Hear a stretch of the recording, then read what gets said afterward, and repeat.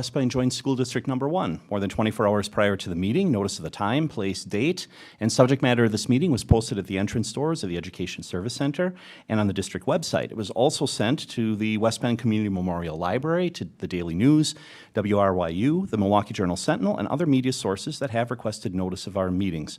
This time I'm going to pause to ask Superintendent Wimmer to confirm that this meeting was properly posted. Yes, it was. Great, thank you. Please rise and join me in the Pledge of Allegiance.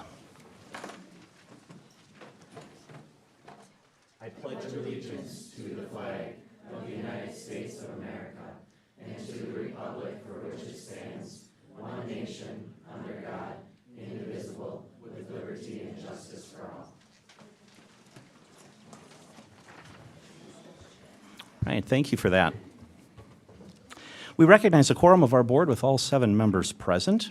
Next on our agenda is approval of the agenda, which was posted in advance. I would move to approve this agenda. Is there a second? Second. We give that one to Chad today. Motion and second to approve the agenda. Any final discussion? Hearing none. All in favor, please say aye. Aye. Any opposed? Thank you. That motion carries, and we have an approved agenda. We're going to move immediately to recognition, which is, I'm going to say, one of the most favorite parts for the board, to get to connect to the students and parents and coaches. We're going to start with state recognition for East Boys Bowling. And Molly Hengst, our East Athletic Director, is going to walk us through that. Good evening. Good evening. Thanks for having me. I'm going to get things started with our state recognitions with my boys bowling team and bringing up my head boys bowling coach, Mr. Rob Zaromsky. All right, thank you. Thank you, Molly. Can you hear me all right? All right, good. Oliver, I'll bring him up here. He's our lone representative of our team. Our varsity team, we took 6 varsity bowlers to state. Oliver here is a first-year bowler as a senior. He's also our most improved bowler this year, and he had a fill rate of one week of 100%, and he came in very valuable to our state tournament. At state, the boys finished 20th, one above West, and we had a very successful season. We didn't do as well as as our average proved, but you know what? It's not always easy, and there's challenges, and as long as we don't give up and we keep going, and we did not give up. For East, we had 2 representatives that made the singles event. We had Jamison Lieberson, and he was number 1 in our division this year. He made, out of 107 approximately, he finished 102nd. He had a tough time, 2 good games, and then the bottom sort of fell apart, but that's not expected. Caleb Zaromsky was our next bowler. He was a representative at state in singles. He qualified the first day, and he ended up finishing 20th out of 107, so that was very good. Logan Kiersick was on the team. He is a senior. He graduated. He's also a football player, and he is working tonight. He bowled very well. Mauricio Chavez was our next bowler. He's also a baseball player, too. He bowled very well. And we have Oliver here and Garrett Clark. Our assistant coach was Leticia Chavez, and I thank you for her helping us out. And an alumni, Zach Zaromsky, that helped out at state, too, for bowling. So that's us. All right.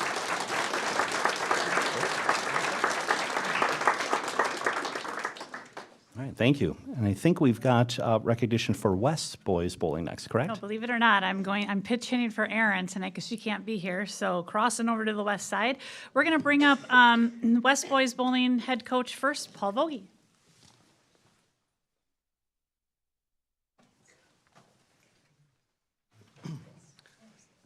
All right, thank you, Molly. And thank you to the Bird for recognizing the team, not only just our bowling team, but all the West Bend schools spurts. It's wonderful. Without you guys, obviously, we can't be doing this stuff either. So we did do very well during the season. Not quite so well as state as the other coach mentioned. We did finish at 21st spot, run behind the East. However, through the season, that was one game, one night. Through the season, we did beat East and were second in the conference. So, overall, 10 games, we see who was the better team. So we do have 6 boys that we went to state with. 2 of them could not make it today, Jared Becker and Zach Newoffer. We had a mix of, younger/older team. We have 3 seniors on the team, 1 junior, 1 senior, and 1 freshman. So I will introduce the bowlers. We have Sophomore. Sorry, not sophomore. one senior. Sorry, yes. 3 seniors, 1 junior, 1 sophomore, 1 freshman. So we have our junior, Tyler Spaeth. Did very well throughout the season. So did all boys. I said did very well through the season. So, and then we have Alex Newoffer, one of the seniors, and a captain for the team. We did have Braden Vogie, also a senior, also a captain of the team, and Dylan Kutina. Once again, I'd like to thank you guys for recognizing us. Thank you.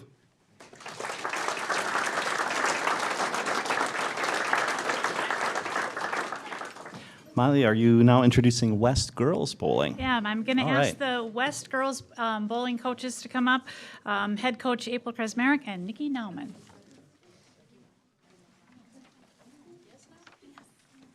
Hello, all. Thanks for having us.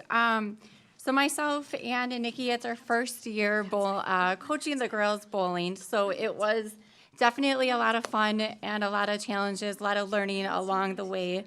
So I'd really like to recognize these girls in front of all of you because I was informed midway through the season that it was the first time that they were back at state since 2019. So as first year head coaches, that was something like really to be proud of, and it was really exciting to bring them back to state. We have 4 of our 8 girls here tonight to kind of celebrate one final time. First of all, I'm going to start with Abby Winkle. She is our senior, our captain. She was like our rock that kept us going all year round. She also qualified for individual singles as well as qualified for the all-star team.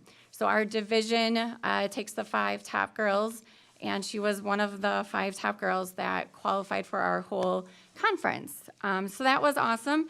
And then Abby and I also bowled in an adult youth tournament yesterday in Watertown. That was a lot of fun. So she ended the season with a 69% fill rate. Aubrey Jasak is a sophomore who's not able to join us. She also was a basketball player during the bowling season and suffered a basketball injury that took her out of both sports, unfortunately. And then Kylie Kazmierek, she is a freshman. She is actually playing her first freshman high school softball game currently right now. So she is not here. Where's Alexis Nauman? She is here, finished the year with a 43% fill rate. Alexis is a junior on our team. We have Grace Lowe here on the ride. She is another one of our seniors. Finished the year with a 36% fill rate. And we have Jess staying here, is another one of our seniors with a 27% fill rate. And then we have one more freshman on our team that is not here. She is in a trap shoot meeting. So we have a couple other girls that are also involved in other sports. Our team as a whole finished with a 47.7% fill rate, and our team average was 133.71. So we did really good as a team in whole, and we're just really excited to continue going strong. Unfortunately, saying goodbye to 3 of our teammates and hopefully get a couple more freshmen starting with us next year. But it was a blast, and thanks for having us tonight.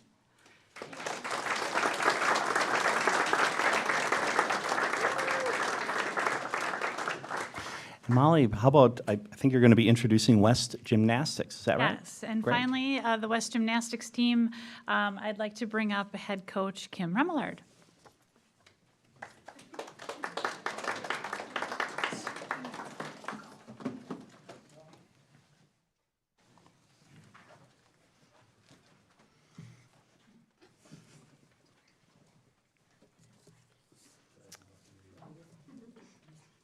The West Gymnastics team and the coaching staff would like to thank you for having us today. When I talk about the team and what they have achieved, please know that the team and myself could not have done this without Coach Alex, Coach Jen, the gymnastics parents, the Booster Club, and Miss Felber. Before I talk about state, I'd like to share some of the big accomplishments for the individuals and the team. When I call your name, could you guys stand forward so they know who you are? Mel. Mel was conference champ on floor. At sectionals, Michaela. Sectional champ on uneven bars, floor, all around. Second team on beam, and fourth on vault. Also at sectionals, Peyton took second on uneven bars. Mel also took fifth on vault and floor.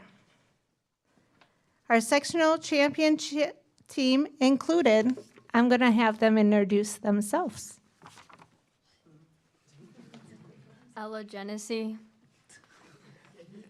Avery Lesner, Lila Kruba, Ava Metz, Michaela Saboka, Veda Cook, Mel Prinsel, Peyton Lesner, Jordan Merkel.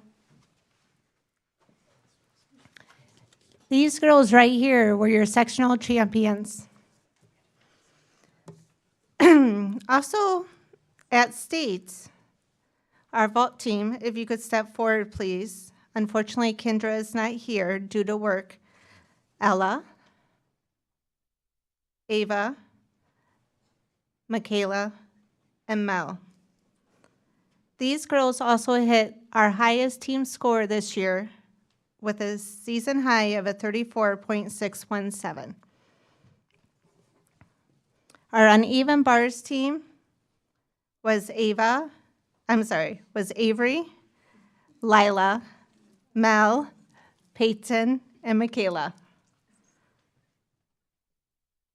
Our beam team was Ava, Michaela, Peyton, Mel, and Kendra.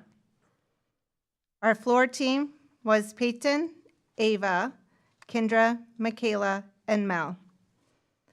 Veda and Jordan were our all-arounds, and they were ready to go.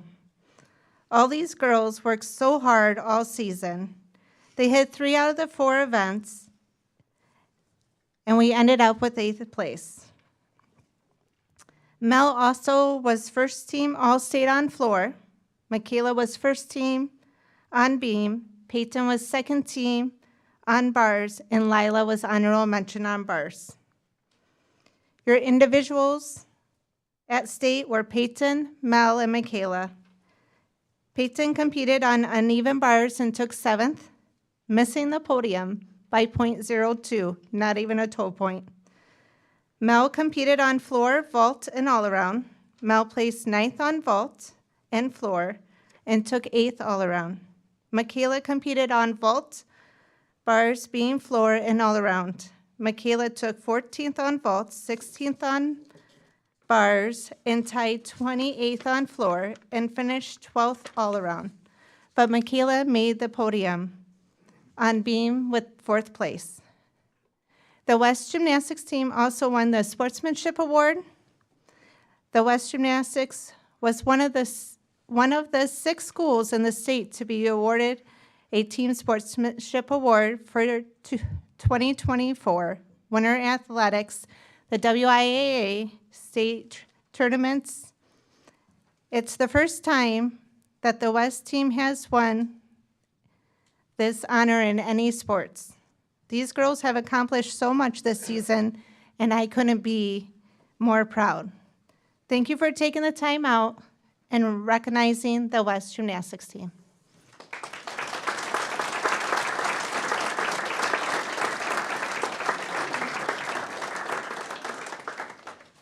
Well, congratulations, everyone, and congratulations to all the student athletes. For those who have been at other sessions where we recognize other student athletes, I talk about the fact that no matter what your sport, right, it takes dedication, it takes time, it takes practice, it takes effort.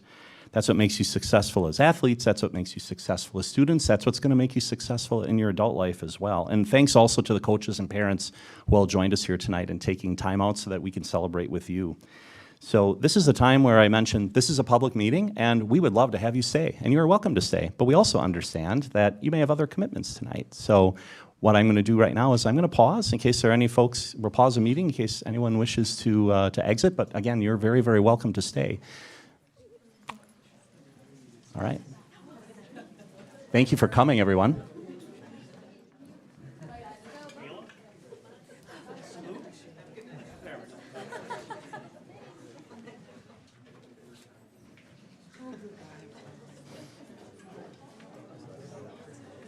Oh, thank you. Oops. Thank you. There you go. All right.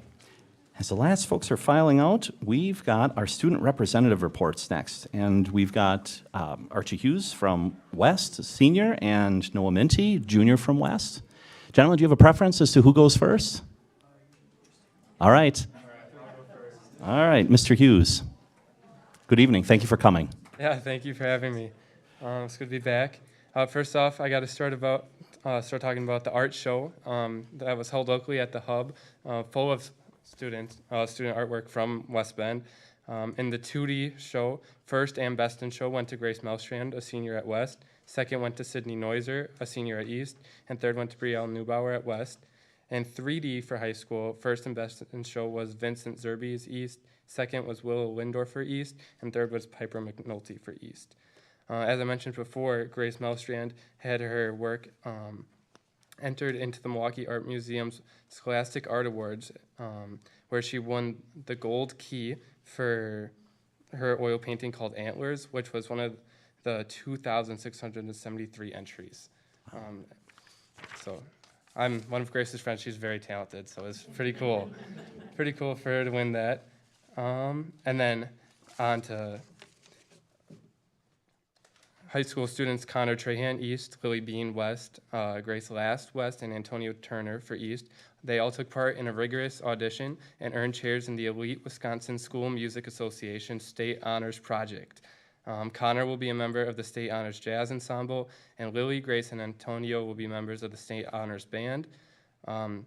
This project provides musically accomplished students with an opportunity to rehearse and perform with the nation's finest conductors in a professional and highly disciplined setting. And then later this week, the West Bend Strings Chamber Orchestra is performing at the Bend Theater on Thursday night at 7 o'clock, and tickets are $5.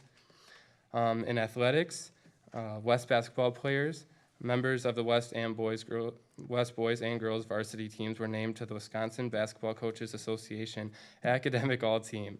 To be eligible, varsity players must hold a GPA of 3.5 or higher. Maddie Bell, Sam Eckert, Paige Guzzi, Lisa Sarek, and Riley Weber of the West girls teams were honored. And for the boys teams, Mikey Held, Jeremy Kehoe, Eli Kopi-Lansky, Tegan Unger, Cullen Rell, Cade Rossipo, Eddie Scott, and Grant Walters were all honored. And the last thing is, on Monday, March 18th, Washington County Executive Josh Shulman presented West Senior Connor Marasola with a commendation from the county for his 4 state wrestling championships. He was also named the Scorebook Live Sports Wrestling National Championship. Thank you for your update. Mr. Minty, welcome. Thank you. I'm here for clubs and co-curriculars, as usual. Starting out, Mike Bentall was named the Wisconsin Skills USA Advisor of the Year, and he will receive his award tomorrow at the State Leadership Conference. Very proud of him. I've worked with him for Skills USA personally for 3 years now. Time flies. And he's been incredibly supportive, well-deserved. So we're really proud of him. Therefore, of course, Skills USA is also headed to our state conference tomorrow. The entire team is off. Moving on to forensics, quite a bit of news here. First off, our team captain of West this year, Lennox Gildner, earned the honor degree from the NSDA, or National Speech and Debate Association. The big one, the Wisconsin Forensics Coaches Association state meet was 2 days ago. Dakota Gennari placed 8th in Student Congress, And Noah Minty, I took 6th in extemporaneous speaking. So I want to thank all of our coaches for their assistance in that. They're right over there. So then on to Youth Impact Club. On April 24th, Youth Impact Club will co-host a health fair with Peers for Peers in the high school gym. On September 15th, they will host the 10th annual 5K butterfly run and walk, and I don't think that's quite right. I'm going to cut that out right there. They also hosted their Day of Hope event on March 22nd, and 75 people attended. SEED is preparing videos for district 4th graders regarding the importance of trees. So during Arbor Week, they will present it and answer live questions to 4th grade classes. They also wanted you guys to know they have already installed several disc golf baskets in the land near their outdoor classroom, and they're getting their garden ready for spring.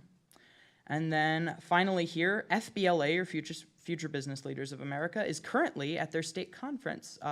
We won't know how it went until tomorrow, but there's a little live update for you now. That's all I have for clubs and co-curriculars, so thank you for listening. All right. Thank you. Generally, we appreciate you coming and keeping us connected and informed as to what's going on in the district. All right. And Archie, congratulations on Marquette. Absolutely. All right. I got my notes correct. Next on our agenda is public participation.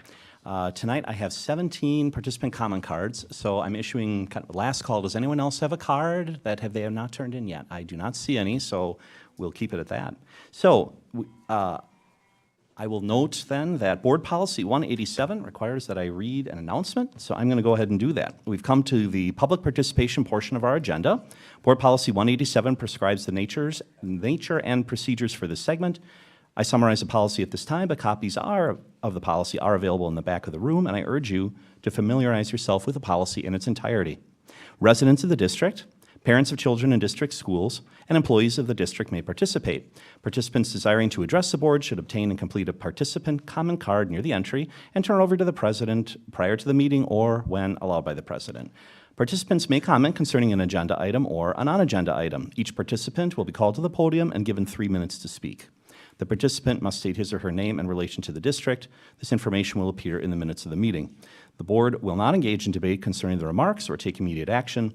The board may refer the matter to the superintendent, a committee, or take the remarks into consideration in future action. Board Policy 872 provides a formal process for citizen complaints, and Board Policy 520 provides a formal process for employee complaints. The board recommends use of these procedures as a guarantee of fair and timely response. So I'm going to pause now, and I'll remind the board that Board Policy 187, if memory serves, provides for up to 30 minutes for public participation. Given that we have 17 speakers, each would normally receive 3 minutes to speak. That would exceed the 30 minutes. It's been tradition for the board to consider amending it for the evening. I make a motion that we would allow all 17 members of the public participation list here up to 3 minutes to speak. Would there be a second to that? Second. All right, thank you. We'll give that one to Melanie. We'll get you eventually. All right. We have a motion and a second to allow all 17 speakers up to 3 minutes to speak. Any final discussion?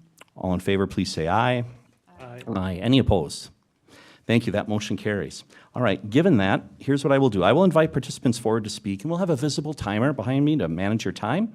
And also, given the number of participants, what I'll do is alert speakers to who's invited forward and then who's on deck. And lastly, to help ensure that all participants are heard and the meeting runs efficiently, we'd ask that you please abstain from conversation, comment, or applause during or after the public participation comments. So I will now invite participants forward. We will start with our first speaker, who is Tina O'Connor, and CJ Guzin will be on deck. So Tina, if you'd come forward. You indicated on your participant comment card that you are a resident and a parent or guardian in the district. Is that correct? Yep, that's correct. Great. If you'd just state your name for the record, and then the next 3 minutes will be yours. Yes, my name is Tina O'Connor. Hi, my name is Tina O'Connor, and I am a proud parent of 2 students in the West Bend School District. I am concerned that the district has been eliminating books from our schools, which I feel are an important part of the education my children have received and will receive in the district. I want my children to have access to books that reflect a wide variety of cultures and experiences so they can better understand, excuse me, the world they are going to live in. Books that depict different cultures, experiences, and language help students see the world as it really is and allows them to foster empathy and understanding of all people they may meet in their lifetime. Many of the books being pulled are choice books, which means if parents don't want their children to read a particular book, they can choose to remove that choice for their child. However, by pulling these books off of reading lists and out of the curriculum, a vocal minority of community members are removing my choice and my children's choice to read books I feel are an important part of their education. I'm asking that the school district reconsider its decision to remove books from our schools, which are a vital part of the education of our students as we prepare them to live in work in a diverse society, which reflects the values and experiences of many cultures, not just one. Thank you. Thank you. We move to our next speaker then, CJ Guzin, and on deck then, Danny Schumacher. And Mr. Guzin, you've indicated you are a resident of the district, is that correct? Yes, I am. Also a parent, but he's only 2. So. That's all. Yes.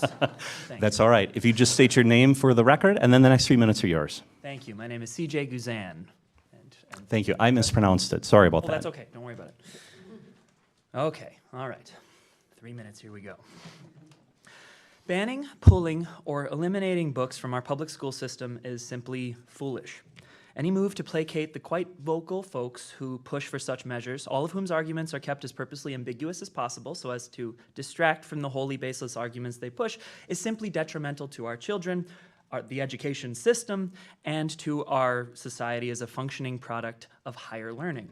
School and the books provided therein are a testament to the ability of an educated public to understand the importance of the availability of information and the direct purpose of availing this to students as many of the complexities, realities, and counterpoints they or those around them will experience in life, so as to prepare our future generations to be as knowledgeable and mentally capable as possible.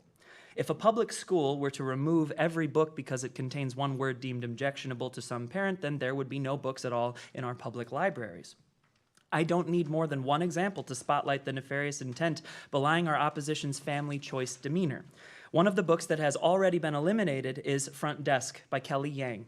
Front Desk is a semi-biographical story which follows a 10-year-old Chinese immigrant named Mia living and working in her family's motel in 1990s Anaheim, California. The book is light and often humorous and includes real stories from the author's childhood regarding how her family handled blatant racism and exploitation as first-generation Chinese immigrants. Who would have a problem with such a story, let alone such a premise? Why was it pulled? And did they even read it? The main difference between myself and the people who are fighting for uneducation and the homogenization of ideas, not to mention in a wholeheartedly cloak and dagger, fundamentalist, moral relativistic, lexicographical fashion, if you'll excuse me, is that I will be using my time educating my child on how to learn and how to think for themselves in such a way so as to properly build their own foundation of not only learning, but how to learn, and in a way upon which both the agreeable and disagreeable have equal say in attaining my child's attention, all of which is for the express and critical purpose to find, discern, acquire, and defend the truth. Even the truth itself, when found to be in need of amendment, is obliged to be amended. When that which is viewed by some as obscene, vulgar, or otherwise impermissible is indeed fact, the banning, pulling, or elimination of such information upon any citizens of our society distinctly fouls the very basis of free speech, freedom of education, and the rightful pursuit of the citizenry to ascertain information vital in the process of truly thinking for oneself and not simply being nefariously co-opted into a one-note loudspeaker with a free early evening and a penchant for really leaning into easy-to-dispel blustering breezes of willingly vile and dismissible cognitive dissonance. Thank you. Thank you. We move to Danny Schumacher. Please come to the podium. And on deck is Kristen Becker.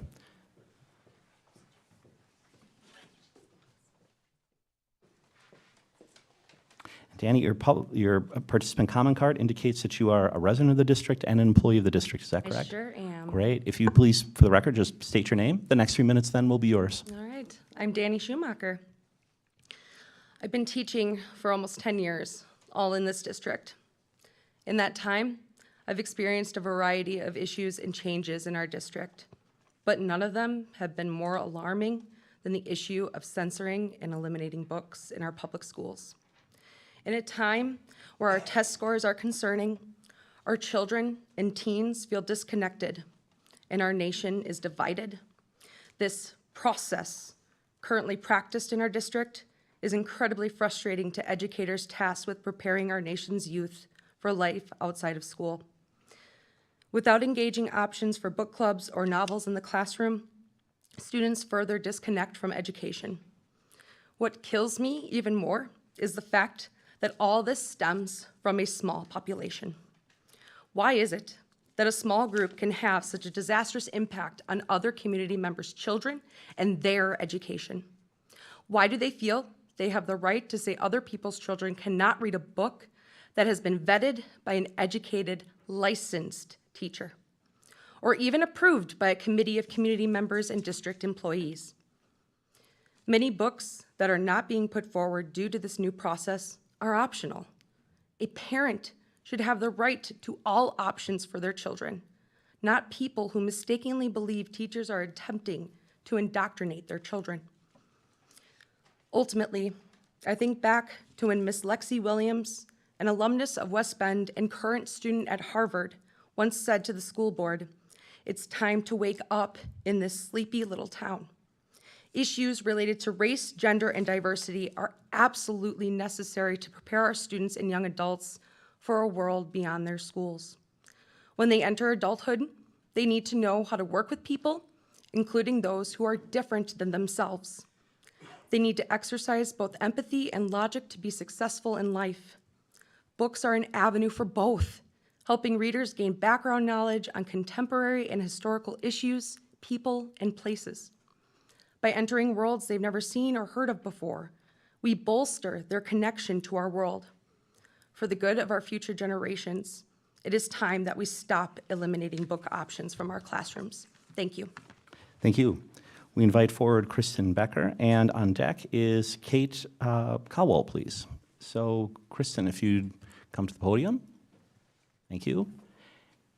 And you indicated on your card that you're a resident, a parent guardian, and an employee of the district. Is that correct? I am, yes. Great. If you state your name, please, for the record, and then the next 3 minutes are yours. Sure, I'm Kristen Becker.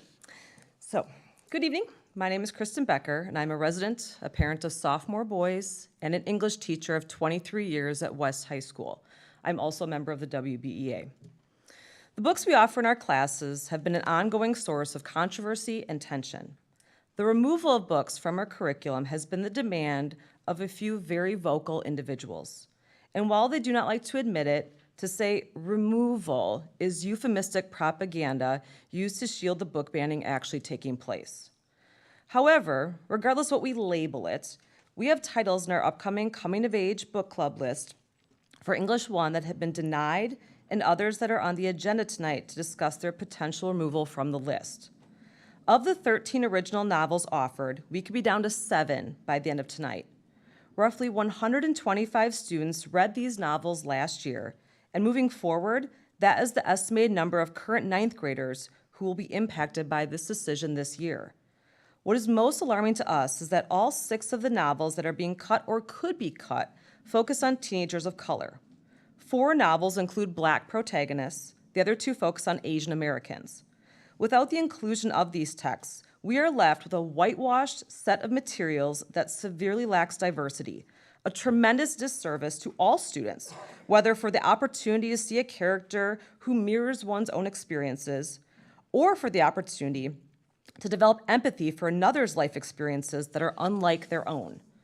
As an English teacher, I'm not so foolish as to think that all students will enjoy every book they are assigned to read, as magical as that would be. But when they start to complain about a book before they've even read it, usually based on what they hear others say about it, I always tell them the same thing. In order to judge a book, you must read every single page of it. If at that point you still hate the book, I can respect your opinion, even if I don't agree with it. But until you've read it from cover to cover, you have no business making judgments about it. So much of the discourse about these novels comes from people who look up reviews online, take quotes out of context, and dismiss the rest of the book as inappropriate trash, instead of trusting the English teachers who have read each of these books and selected them with intentionality to provide the students with a wealth of options to engage both their minds and their souls. So trust us to be the professionals and experts we've been hired to be, instead of painting us as the malevolent antagonists of this whole narrative. Thank you. Thank you. We invite forward Kate Caldwell with Michelle Proudfoot on deck.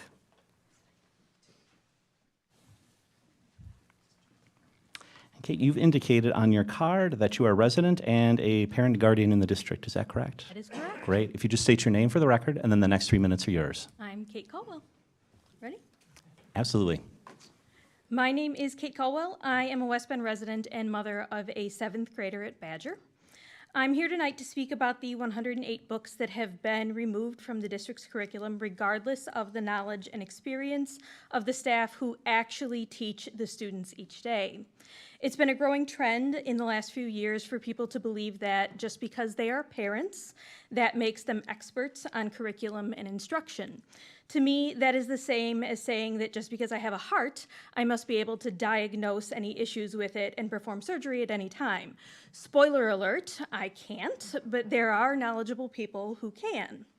I spent 2 decades teaching English here at West High School, so I have more expertise than most people in this room when it comes to what is and is not appropriate for a high schooler to read. I may have only given birth once, but I have had thousands of kids over the course of my teaching career. They adore drama and controversy. They love to be challenged, to uncover characters and stories that are striking and emotional, and to learn about the world outside of their own. Students at Badger and the high schools are old enough to know that bad things happen, even to good people. They practice intruder drills, drug sweeps, and medical holds every year. If you only expect them to read about sunshine and kittens, you are preparing them for a fantasy world, not the world they will actually live in. I want my son to know the triumphs and tragedies of history and to feel empathy and understanding for the human condition. One of the best ways to gain insight from the journey of another is through reading their story. As educators, we are building people, whole ones, with curiosity, emotions, opinions, and beliefs. We cannot pick and choose parts of the world to share with them and then be surprised when they find themselves unable to adapt and grow as adults. We need to do better. When my son was in kindergarten, I didn't assume just because I was a teacher and a mother that I knew everything about what was best for the students in his classroom. Instead, I trusted Mrs. Richter and her years of experience. Then I trusted Mrs. Carlton and then Mrs. Hebering. Now that he's in 7th grade, I trust Mrs. King. I urge you all to join me in trusting the expertise of the staff you hired with the safety and education of our children, and trust that our students can handle far more than you give them credit for. There is more violence and profanity in the average Marvel movie than there is in the literature we read in schools. It's sad to think that our students are more mature than some of our board members. Thank you. We move then to, let's see, Michelle Proudfoot. We invite you to the podium. Thank you. And then on deck is Haley Doherty. And so, Michelle, you indicated that you are a resident of the district and an employee of the district. Is that correct? Yes. Great. If you just state your name for the record, and then the next 3 minutes are yours. I'm Michelle Proudfoot. Good evening. My name is Michelle Proudfoot. I'm a West Bend resident and a West Bend West High School English teacher. My husband and I are the parents of 2 children who attended the West Bend schools K through 12, both graduating from West Bend East High School. I am here tonight to express my concerns regarding the potential limiting of novel choices for our English 1 coming of age unit. After tonight, it is possible that our students will lose half of their options for this unit. My main concern is that not only are we facing an elimination of books, but also the elimination and invalidation of people's stories. The 6 books in question that might no longer be options are stories, in which the protagonists are all high school students of color. This is not only a disservice to our students of color who are in our classrooms, It's a disservice to all students who would choose these books because they want to learn about perspectives and experiences outside of their own. And we will not be offering our students a balanced offering of books for the genre we're studying. The topics are challenging, yes, but don't we want students reading challenging stories that encourage them to think outside of themselves, especially at the high school level? Don't we want students reading stories that pique and hold their interest so they actually read and then think critically? In addition to limiting our students' reading options, eliminating the 6 titles in question also violates our district policy regarding reading material selection. According to our district handbook policy 300, administrative rule 361.1, guidelines for selection of instructional sources, I quote, "The instructional resources, print, non-print, electronic format, which are selected should meet the following general criteria." There's a list. These are the 2 that I'm going to bring forward. They must depict in an accurate and balanced way the cultural diversity and pluralistic nature of American society. They must also represent balance and integrity in the presentation of differing viewpoints on controversial questions. And regarding the titles up for review from the same document, no challenged material may be removed from the curriculum or from a collection of resource materials except by action of the board, and no challenged material may be removed solely because it presents ideas that may be unpopular or offensive to some. In closing, I would like to share this from one of my favorite young adult authors, Miss Judy Blume. She says, "What I worry about most is the loss to young people. If no one speaks out for them, if they don't speak out for themselves, all they'll get for required reading will be the most bland books available.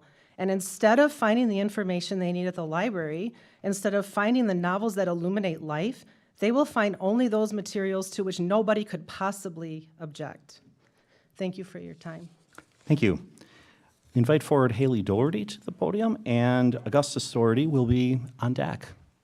And Haley, you've indicated that you are a resident of the district and an employee of the district. Is that correct? That is. Great. If you'd state your name, and then the next few minutes are yours. My name is Haley Doherty. I'm a teacher in the district and a West Bend community member. I have 2 points to share tonight. The first is from the author of the book Gutless, one of the books that is currently under scrutiny. I emailed Carl Duker, the author of that book, and asked him what he would say in defense of his book, and here is part of his answer. He says, "I'm a parent as well as a writer, so I understand where the objections are coming from. When our children are young, we want to protect them from the ugliness and the evil in the world.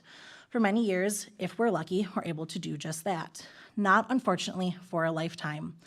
Sexual assault, harassment, misconduct, racial violence and insults, and school violence, all these things are a part of our world and our children's. Since we cannot protect them for forever, we need to prepare them. Reading Gutless and similar books that take on difficult issues does just that. Your students are going to meet bullies like Hunter. They are going to know victims like Richie and Suzanne. There's a good chance that many of them are going to be a lot like Brock, struggling to figure out what to do in a difficult world. Reading Gutless gives them guidance on how to behave in a moral, upright manner when their moments of truth come. If you ban Gutless and similar books, the students will learn about it, and this is the message they will take away. Kids, if you've got questions about sex or racism or school violence, don't come to us because we don't want to talk about it. And they won't." He says, "I'm an old guy. In my day, it was unthinkable to bring up anything controversial with a parent, a teacher, or a clergyman. That wasn't a good thing. Your teachers are trying to correct that. Support them. Sincerely, Carl Duker." My second point comes in connection to Ray Bradbury, the author of Fahrenheit 451, who wrote his book in 1950 about a future he didn't want to see happen. Yet, 70 years into the future, we have policies and practices in place that he tried to warn us away from. Bradbury's biographer is quoted saying, "Ray once told me, an educated and well-read society is central to the concept of democracy. In order to stand up and vote intelligently, one must be informed. The society depicted in his novel, Fahrenheit 451, is anything but informed, and as a result, they are powerless. I don't want my society or our future generations to become powerless." Thank you. Thank you. We invite forward Augustus Doherty, and on deck is Deb Anderson. And it indicates on your participant comment card that you are a resident of the district. Is that correct? Yes. Great. If you'd state your name, and then the next few minutes are yours. My name is Augustus Doherty. I am a tax-paying community member, and I want to talk to you about the removal of important books in the school curriculum. It is deeply concerning to me that a lot of these topics focus on people of color. My younger sister is Black, and I have to witness every day what she deals with as far as racism. From being told to sit in the back of the bus from kids who hear that kind of speech from their parents, to on another occasion being hit by a car and sent to the emergency room.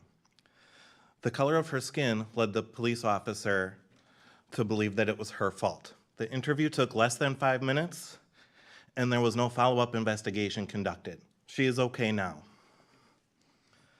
But this is just a mere example of what people of color have to deal with every single day. It may be easy to say that the book banning is different.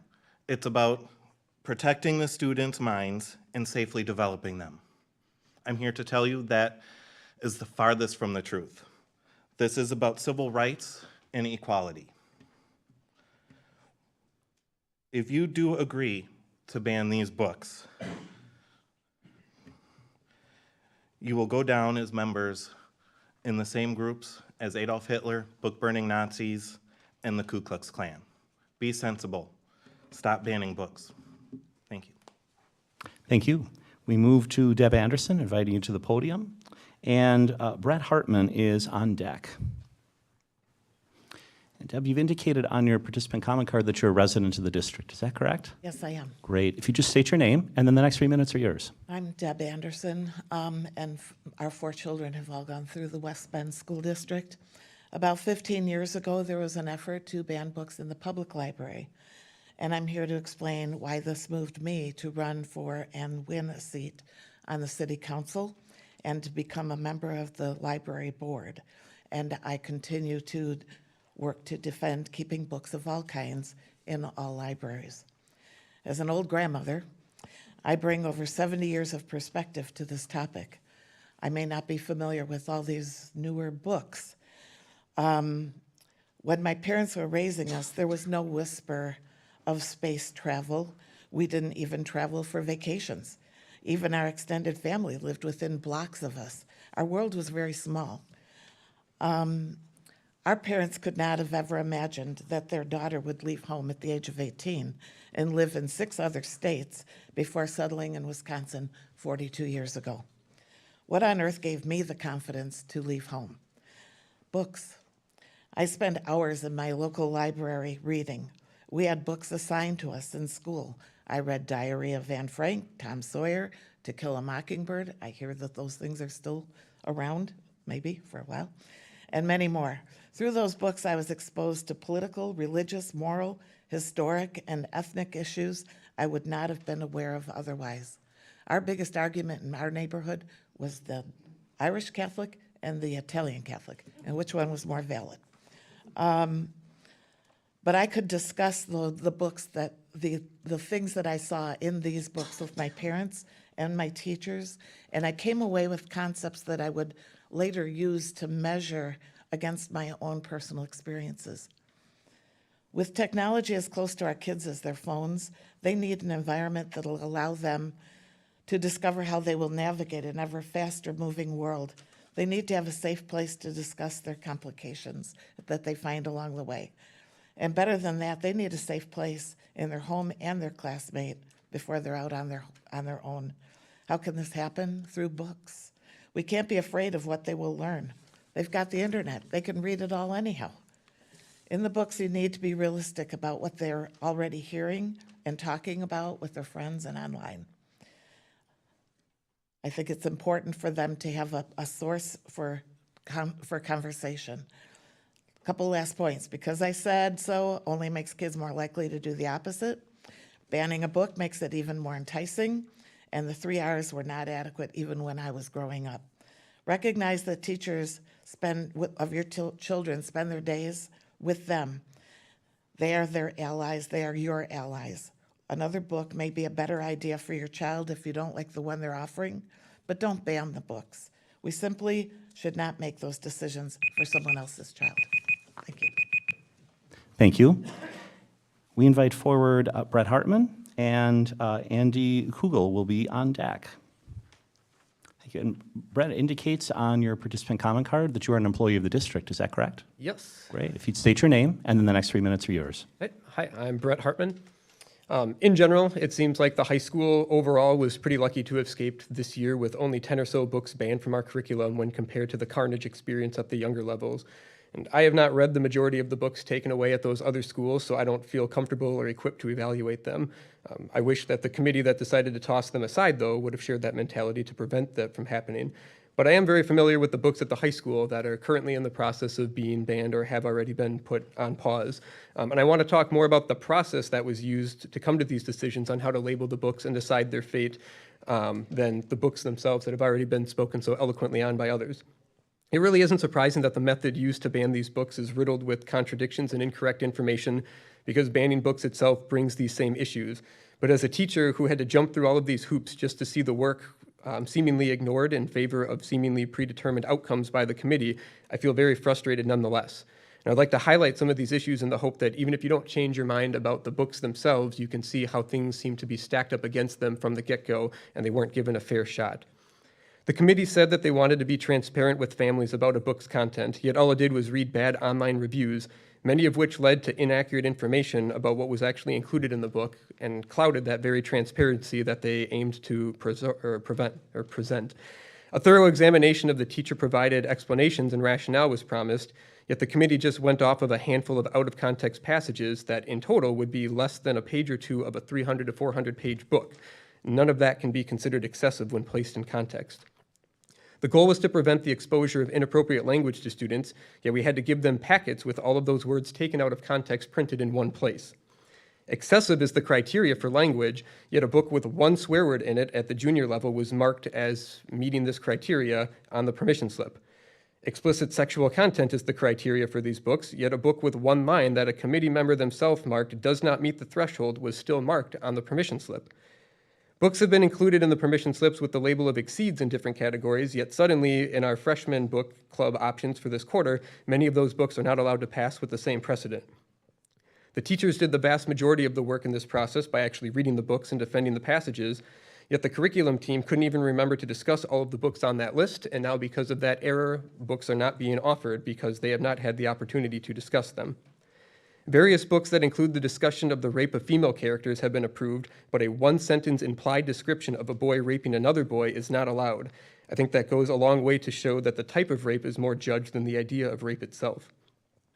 The board policy states that the district shall not unlawfully discriminate selection of these materials based on sex, race, color, gender identity, etc. Yet all of the books currently being removed or have already been removed from the high school come from non-white authors or include non-white characters. There seems to be a smoke and mirrors attempt at nitpicking smaller issues in order to ban a book while the real reason remains unspoken. Thank you. We invite Andy Kugel forward, and on deck is Stacy Beltman. Andy, it indicates here you are a parent or guardian in the district. Is that correct? That is correct. Great. If you could please state your name, and then the next 3 minutes are yours. All right.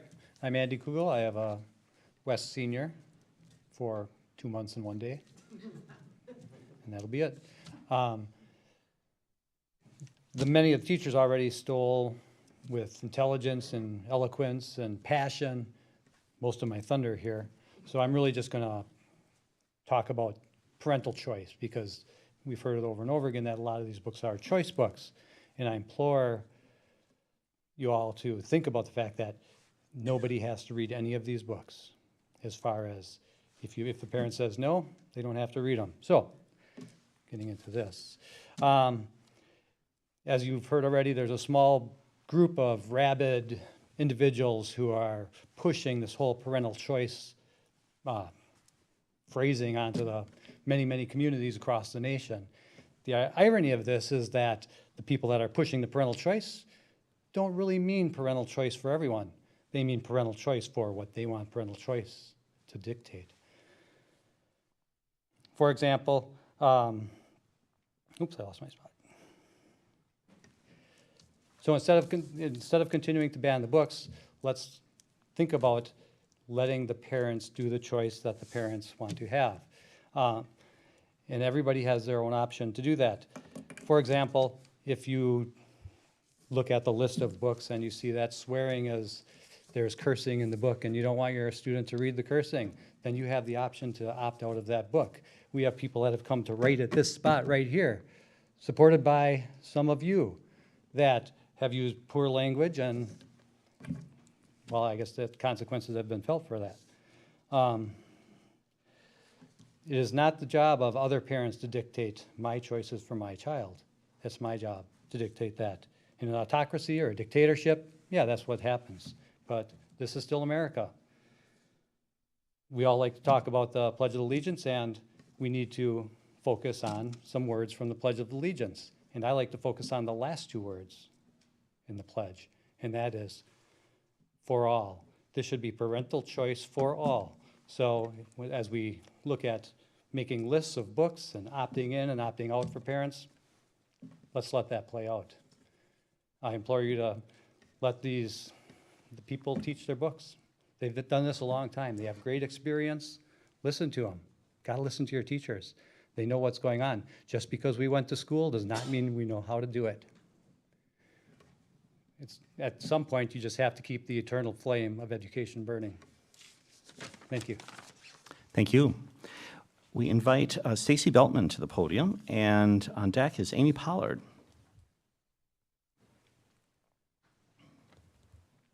Stacy, on your card, you indicated you're a resident of the district, a parent guardian, and an employee of the district. Is that correct? That is correct. Great. If you'd please state your name for the record, and then the next 3 minutes are yours. Thank you.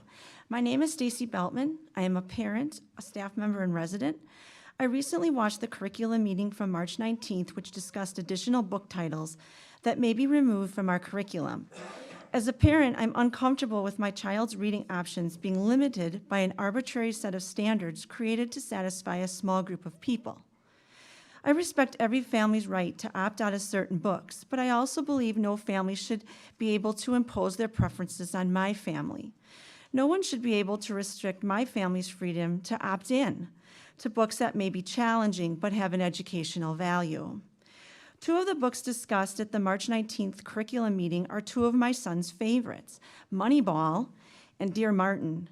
Dear Martin in particular proved to be a special experience precisely because of the rich discussion created through the book clubs. Reading that book independently would not have carried the same educational value. Had that book been banned last year, my son would have missed this opportunity. My main worry going forward is if even more books are banned by the board, what special learning experiences will be stolen from my son's remaining years in the district? Please protect real education by letting each family either opt out or opt in to these books. Thank you. Thank you.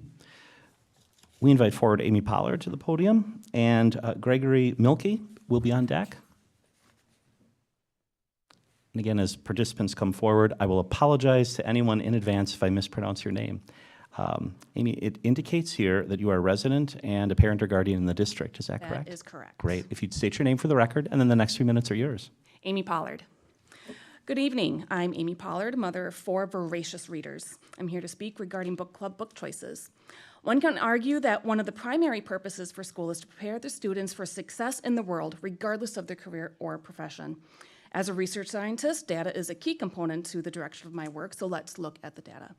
The following data comes from census.gov, Data USA, and citydata.com. West Bend, Wisconsin has 31,604 residents as of 2022.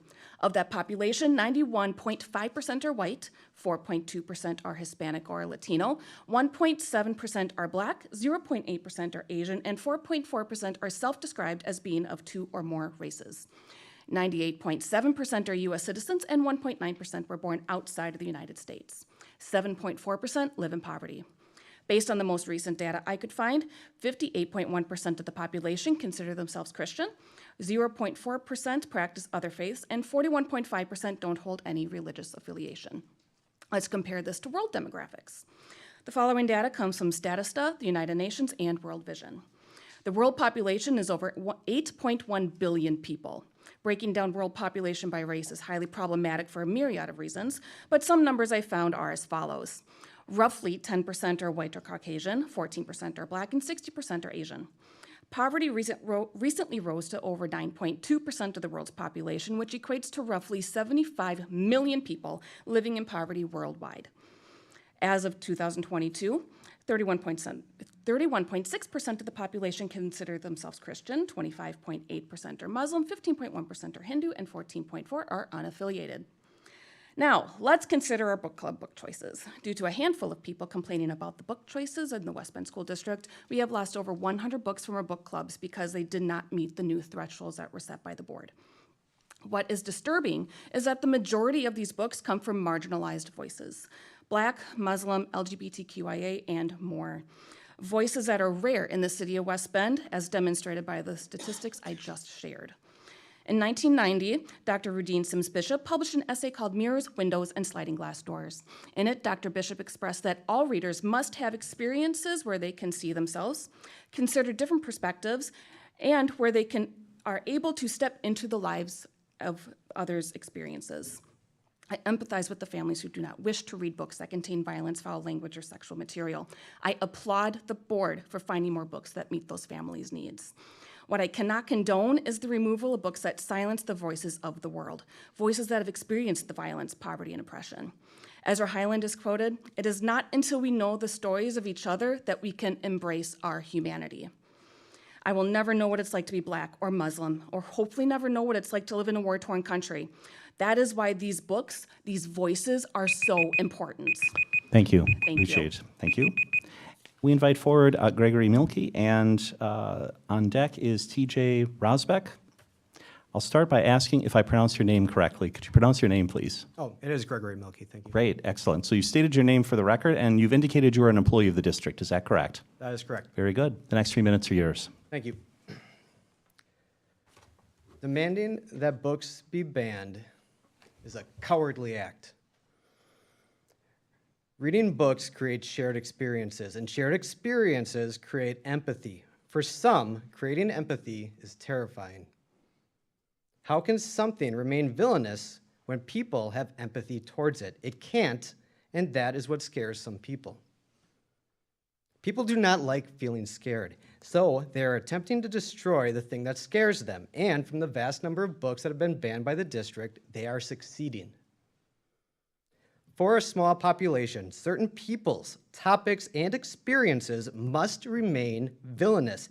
They know that sharing experiences creates empathy, so those experiences must never be shared. We are doing a disservice to the students and the parents of our school district when we allow a frightened group of people to silence our books.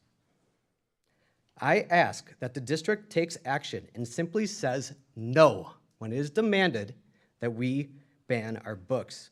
Parents have the right to decide what experiences they want their children to have, and as a school district, we have the responsibility of providing access to the books that offer those experiences. Do not allow a small, frightened group of people to take away the rights of the parents in our community.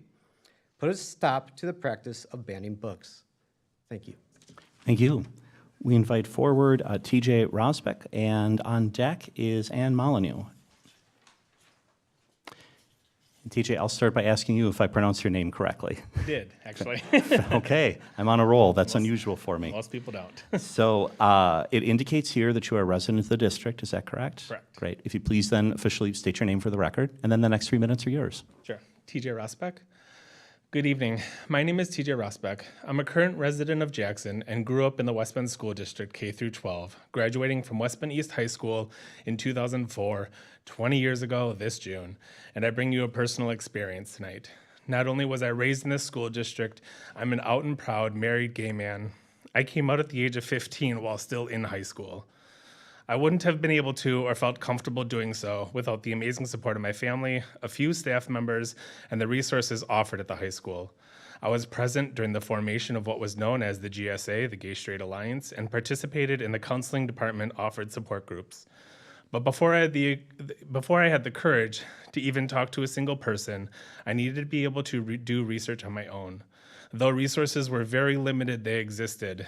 The journey to self-discovery is often a silent and lonely one. Whether we're talking ethnicity, religion, gender identities, or sexual preference, it can be a heavy weight to carry. Not everyone gets to enjoy the benefits of living as heterosexual, cisgendered, assigned gender at birth Caucasians. These young adults, during their most formative years, need these resources to be available to them. I'm so fortunate to have received support and education when I needed it most to find myself. I can't tell you how many stories I've had to hear from fellow LGBTQ+ community members that have not had that experience, outcast by family, friends, and even whole communities. Unfortunately, many don't get to tell their stories. LGBTQ+ young people are not inherently prone to suicide risk because of their sexual orientation or gender identity, but rather placed at higher risk because of how they are mistreated and stigmatized in society. Suicide is the second leading cause of death among young people aged 10 to 14, and the third leading cause of death among 15 to 24-year-olds.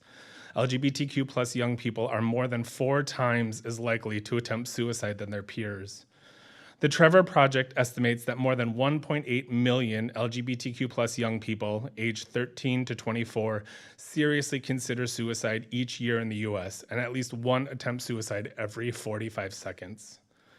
Thanks to the books and materials at my disposal 22 years ago, when I needed it most, I was able to beat those odds. So I leave you with these 2 questions. We live in the great state of Wisconsin, where the motto is forward. How far backward are you willing to send these young people by limiting resources?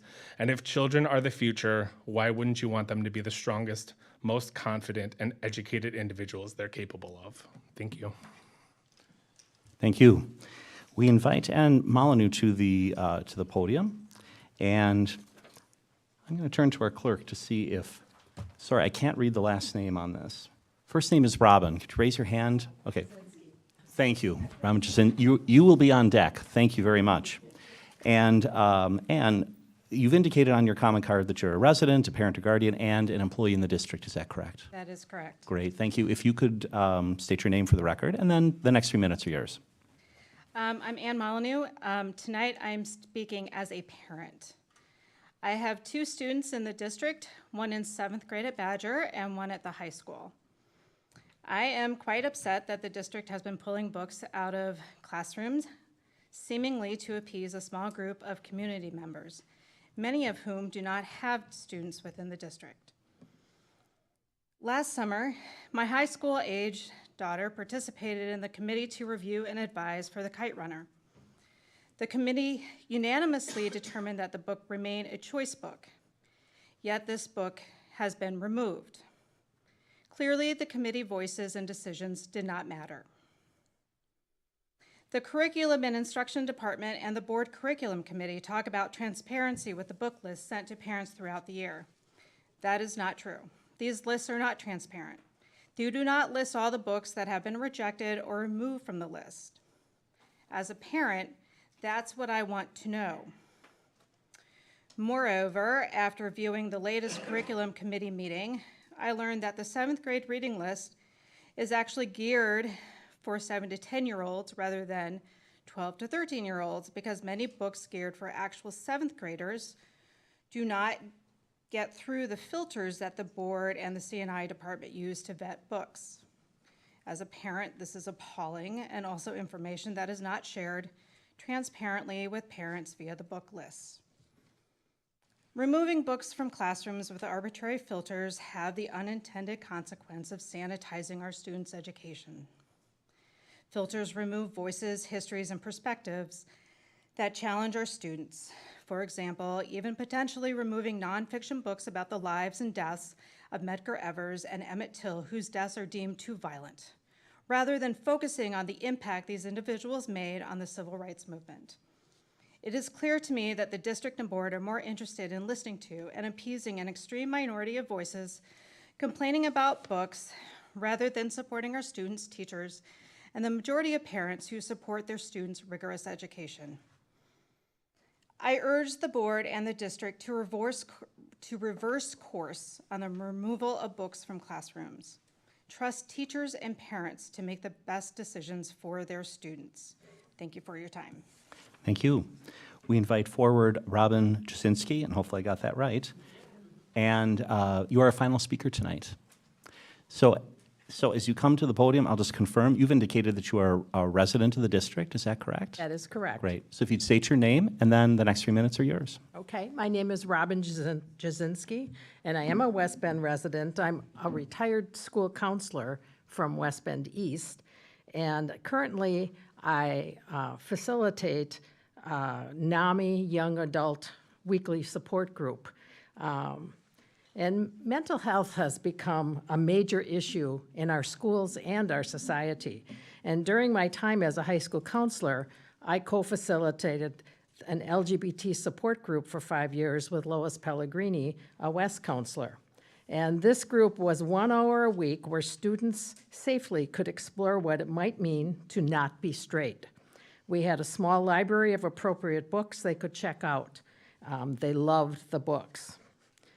In my current role as a NAMI group facilitator, I work with straight, gay, non-binary, and transgendered individuals. They all label their high school experiences as less than stellar. They had a lack of role models in real life as well as role models in books. One of my group members said to me, representation in books is an amazing first step that needs to be taken in the schools. Another said, it matters to teens and helps to create a safe environment to have books that they can relate to. Not dealing with this diversity in high school contributes to mental health issues that continue into adulthood. Our public schools are populated by students who have various ethnicities, skin colors, religions, and gender identities, as well as sexual preferences. A variety of books showing this diversity, rather than only books showing straight, white people, will better serve everyone. I was dismayed to recently read that over 100 books have been removed from the West Bend School District. We need to teach our children to think and to see the worldwide diversity that we don't currently find much of in West Bend. And removing these books is not the answer. One question I want to ask is, why do the no's have to win? Parents who don't value diverse reading choices can say no for their children, and the district needs to let other parents embrace yes for their own children. We can do better for all of our children and students. Thank you. Thank you. That concludes the public participation portion of our agenda. As chair of this meeting, I appreciate those who respected our time limits and helped move through this in an orderly fashion. We will continue on then with our next item, which is our consent agenda. Just double check. Yes, our consent agenda. On the consent agenda, we have several items: the minutes of the March 18, 2024 regular board meeting and executive session, 2 contracts, 5 resignations, 1 retirement, the acceptance of a playground donation, and disbursements posted to April 5, 2024. I believe that concludes all the items on the consent agenda. Unless there are questions, I will move to approve this consent agenda. Is there a second? Second. Melanie, thank you. We have a motion and second to approve our consent agenda. Any final discussion? Hearing none, all in favor, please say aye. Aye. Any opposed? All right, thank you. That motion carries. We now move to the reports section, and our first report is a canvass report from the April 2, 2024 spring election, and our board clerk, Melanie Ergot, will give that report. Melanie. All right, so the Board of Canvassers met on Thursday, April 4th, 2024 at 4 p.m. to canvass the votes from the spring 2024 election. The total number of votes cast for school board of West Bend Joint School District Number 1 was 18,319 votes, of which Chris Zweigert received 5,139 votes. Bill Schultz received 4,208 votes. Chris Jenkins received 5,194 votes. Sonal Ramani received 3,707 votes, and there were 71 write-in votes. Chris Zweigert and Chris Jenkins were each elected to 3-year terms, expiring in April of 2027. They will officially take office on Monday, April 22nd, 2024. And then it said, please note the total number of votes cast includes those on the ballot as well as write-ins. Great, thank you. Any questions for Melanie on the canvass report? Thank you for the report, and I believe you're up for the next agenda item, which is the curriculum committee report. Yes, I have a double header here. All right, so the curriculum committee report, we met on, let's see, March 19th. Yeah, there's a funny date on here.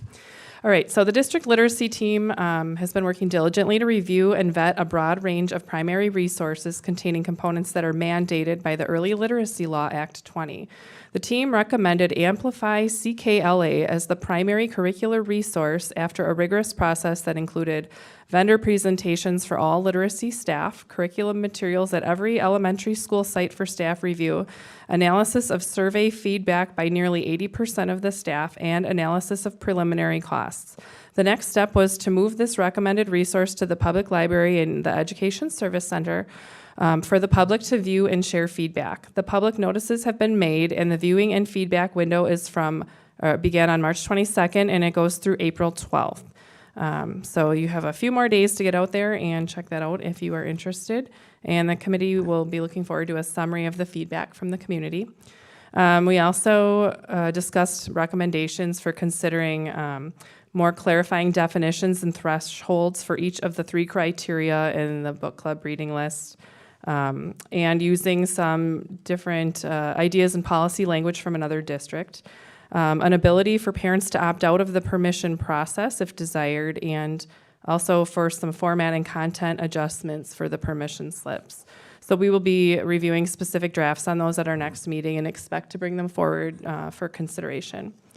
And then finally, we reviewed fourth quarter book club lists and moved some specific ones forward for the board's consideration because they exceeded the threshold in either graphic violence or excessive obscene language. These books otherwise held educational purpose, and so this is on our discussion later tonight. And that concludes my report. Great, so we do have a discussion item later on the agenda related to consideration for book club titles, but are there any other questions for Melanie regarding the curriculum committee? All right. Superintendent Wimmer, the next item is the superintendent's report. As a first order of business, I'd like to recognize Kurt Rebholz for 6 years of service to the board. Tonight marks his last official regular board meeting. As you heard, he's still on deck in his official capacity until April 21st. But also, we have a certificate of commendation from the Wisconsin Association of School Boards for those years of service. Kurt, we thank you. Kurt.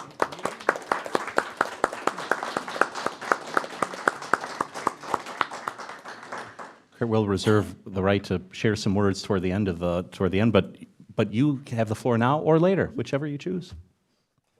Now? Absolutely.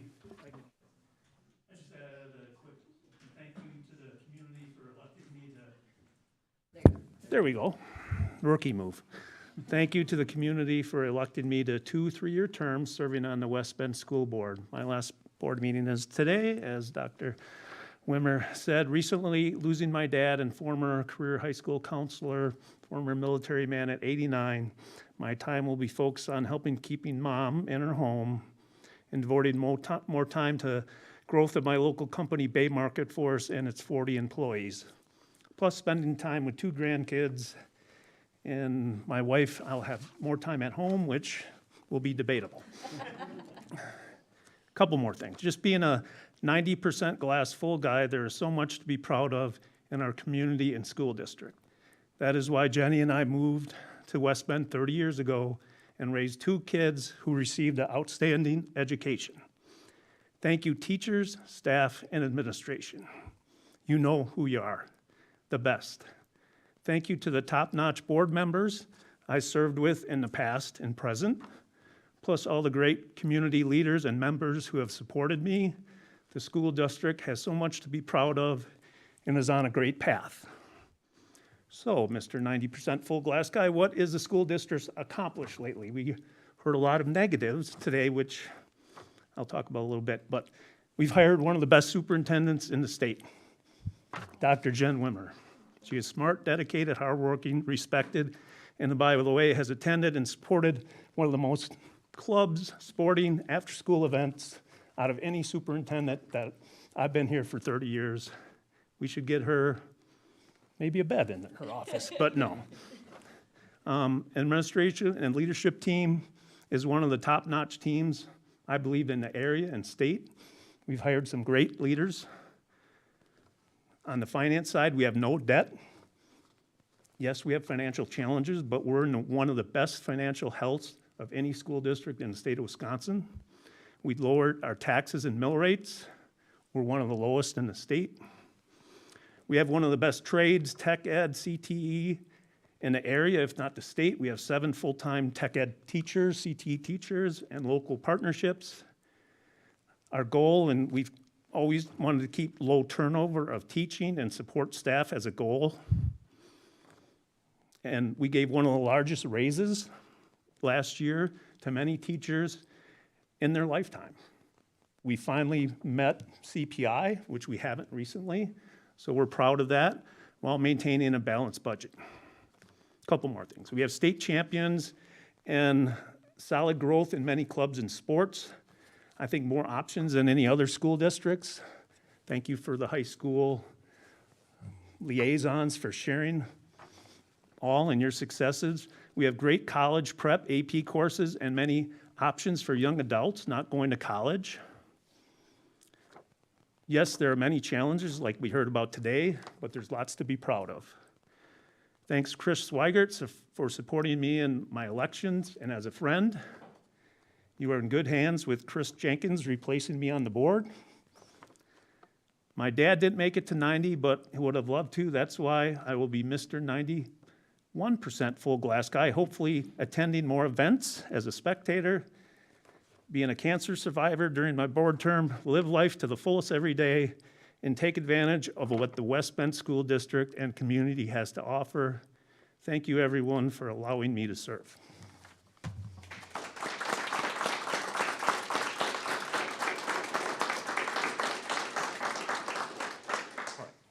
Back to you, best superintendent in the state. I know certainly other board members share in admiration for your 6 years of service and everything you've done. I'm sure, Chris, you have a few words on behalf of the board for Kurt and all of his accomplishments and his service too, and join me in thanking him for that. Yeah, absolutely. I was going to do it at the end, but Kurt, that's okay. This will work. So I'm not following that speech. That's it. You can do that. no, I'll just say, Kurt, thank you for being a part of this school board. You have been a voice of the taxpayer. You have paid lots of attention to what's going on in our facilities. You served ongoing as our treasurer. Mm-hmm.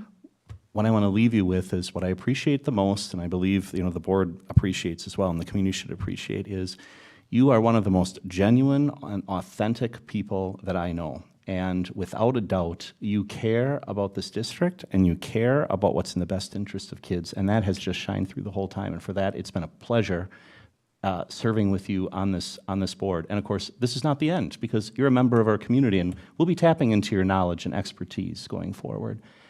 Thank you very, very much on behalf of the board and personally. And congratulations again on successful 6 years. And enjoy time with your grandkids, right? That's upcoming too. Yeah, thank you. All right. I have more. I was just going to say, Superintendent Wimmer, I think you're still on. I still have a report. So again, just thanking you for your service. As noted before, on April 22nd, both Mr. Swigert as well as Chris Jenkins, who's in the audience tonight, will be joining the board. Chris will be beginning his next term, and for Mr. Jenkins, his first term as a school board member. So thank you. But again, anytime we lose a board member, we still retain a champion for the school district. So I know, Kurt, that you will continue to be involved. So we thank you for that. Speaking of involvement, not just, our retired board members can be involved, but we have upcoming community conversations regarding facilities. So you might recall you received a postcard. We had a couple first rounds. So we have an update on that work. And our next set of community conversations is happening next week, Tuesday, April 16th at 6 p.m. And also Thursday, April 25th, also 6 p.m. Both are being held in the West Cafeteria. We asked for an RSVP just so we can space plan for those events. If you don't have your postcard, simply call in to us or visit our website for more information. But again, April 16th and April 25th for our invitation for the community to participate in our facilities conversations. This week on Wednesday, the Career Readiness Center at the high schools will be hosting a summer hiring event featuring local employers at the schools. Students are able to meet with potential employers, apply for jobs, and some might even complete interviews during that day. So we look forward to that event. And again, thank you to the College Career Readiness Center for all of their work in making that event possible for our students. Also, a reminder, this coming Saturday, April 13th, is the second annual All Around the Bend Business Showcase. So the Area Chamber of Commerce will be holding that 10 a.m. to 3 p.m. We're happy to host at the West Bend High School's Field House. And some of our elementary and high school choirs will be providing entertainment throughout the event. So it's a free event. It features an exhibit floor where attendees can engage face-to-face with local businesses and organizations and take a look at unique products, services, purchase special gifts from one of those local pop-up shops, and more. So we invite you to see our students perform and participate in that event. Also an upcoming event, April is Autism Awareness Month. So later this month, our special education staff has organized an event to raise both awareness as well as funding to further support the innovative learning opportunities and experience for our students who receive special education services. That event is on Monday, April 29th from 4 to 6 p.m. You get to try some delicious soups from local restaurants at the 6th Annual Autism Awareness Soup Night. That's held in the East High School cafeteria. The event features donated soup from over 20 area businesses, music from local artists, and dessert, of course. You purchase a handmade bowl and spoon made by our high school and middle school ceramics classes and can try soup. So thanks for considering attending. We're also helping our Washington Ozaki Public Health Department's campaign to educate individuals about the importance of testing for lead. They recommend lead testing for children at 1 and 2 years old, or at least once between the ages of 2 and 6. They host monthly lead testing clinics in Washington and Ozaki counties. For additional information, you could visit gettestedforlead.com or call our health department. If you're a family, you receive information in our newsletter. And just a reminder for community members, our newsletters are accessible, delivered right to your inbox. You can go online and sign up there, so you too can receive that weekly news. That concludes my report. All right, thank you. Any questions for Superintendent Wimmer on her report? All right, hearing none. We'll move then to discussion items. Our first discussion item relates to out-of-state travel for debate and forensics. Superintendent Wimmer, I have Dr. Quinn Trueblood walking us through that. I know that she wasn't able to join us physically. She's traveling. Is she going to be joining us, or are you going to be presenting I this? actually have Dr. Trueblood on the line, so I've unmuted. Dr. Trueblood, you are good to proceed. Okay, can I do a mic check? Can you hear me? I think we can hear you. Yep, we're good. Go ahead. Okay. Good evening, everyone. I'm so sorry that I can't join you, but I know this is such an important meeting for many reasons, and many congratulations. I will like to invite John Ketzner to the podium. He would like to do a presentation tonight on a wonderful achievement of 3 of our students to compete at a national tournament in Chicago. So, Mr. Ketzner, are you there? Yes, I am here. Good evening. And at the podium, he's ready to go, so Right. you're off deck. Go ahead. Thank you. I'm John Konetsker. I'm honored to be the head debate coach. I'm joined in the audience. You heard from Danny Constance and Blaise Arons, our West forensics coaches, Ashley Sexton and David Wyatt, our East forensics coaches, and my assistant coach, Rachel Granick, a graduate of our phenomenal school district, is also here tonight. 3 of our students, they happen to compete in both speech and debate. So in Wisconsin, our debate season runs in the first semester, our forensic season, our speech season runs in the second semester. The organizations we belong to that sponsor national tournaments bring those 2 together. And the students that you have on your list have qualified to compete and attend that tournament. They compete in both of those seasons. We're also looking, COVID has done a number on activities across Wisconsin, and ours really got hit hard. So we are asking also to take along a couple of our speech students. Though they didn't qualify, we want them to see this caliber and quality of competition so that they will be really more able to, they will grow our programs, and we'll have even more success in the future. You have all the details in front of you. I'm happy to answer questions if there are any about the experience. This sounds like something we might have done in the past. Is that right? Yes, we've done this. I've been coaching here for, I think this is year 15, and we've gone every single one of those years. And a number of years before that, you all probably know the name Doris Sexton. She coached for I don't even know how many years, longer than I've been alive. Decade, really truly is decades. So we've taken students to this tournament pretty much every year in one category or another. It's really a phenomenal opportunity to compete against students from across the country and to see where we're at and to have some really phenomenal educational experiences as competitors that we don't get just in Wisconsin. Thank you. Other questions? So this is listed as a discussion item, correct? So what we'll do is we'll take a look at the materials and consider them, and we'll take action at the next board meeting. Great. Thank you. Thank you for coming. We move then to consideration for book club titles, and I believe Dr. Trueblood is there. We're just going to do a little bit of a check to make sure that that those on the microphone can hear Dr. Trueblood. Okay, can you hear me? Better. That's much better. I'll try to be loud but not scream, okay? Thank you.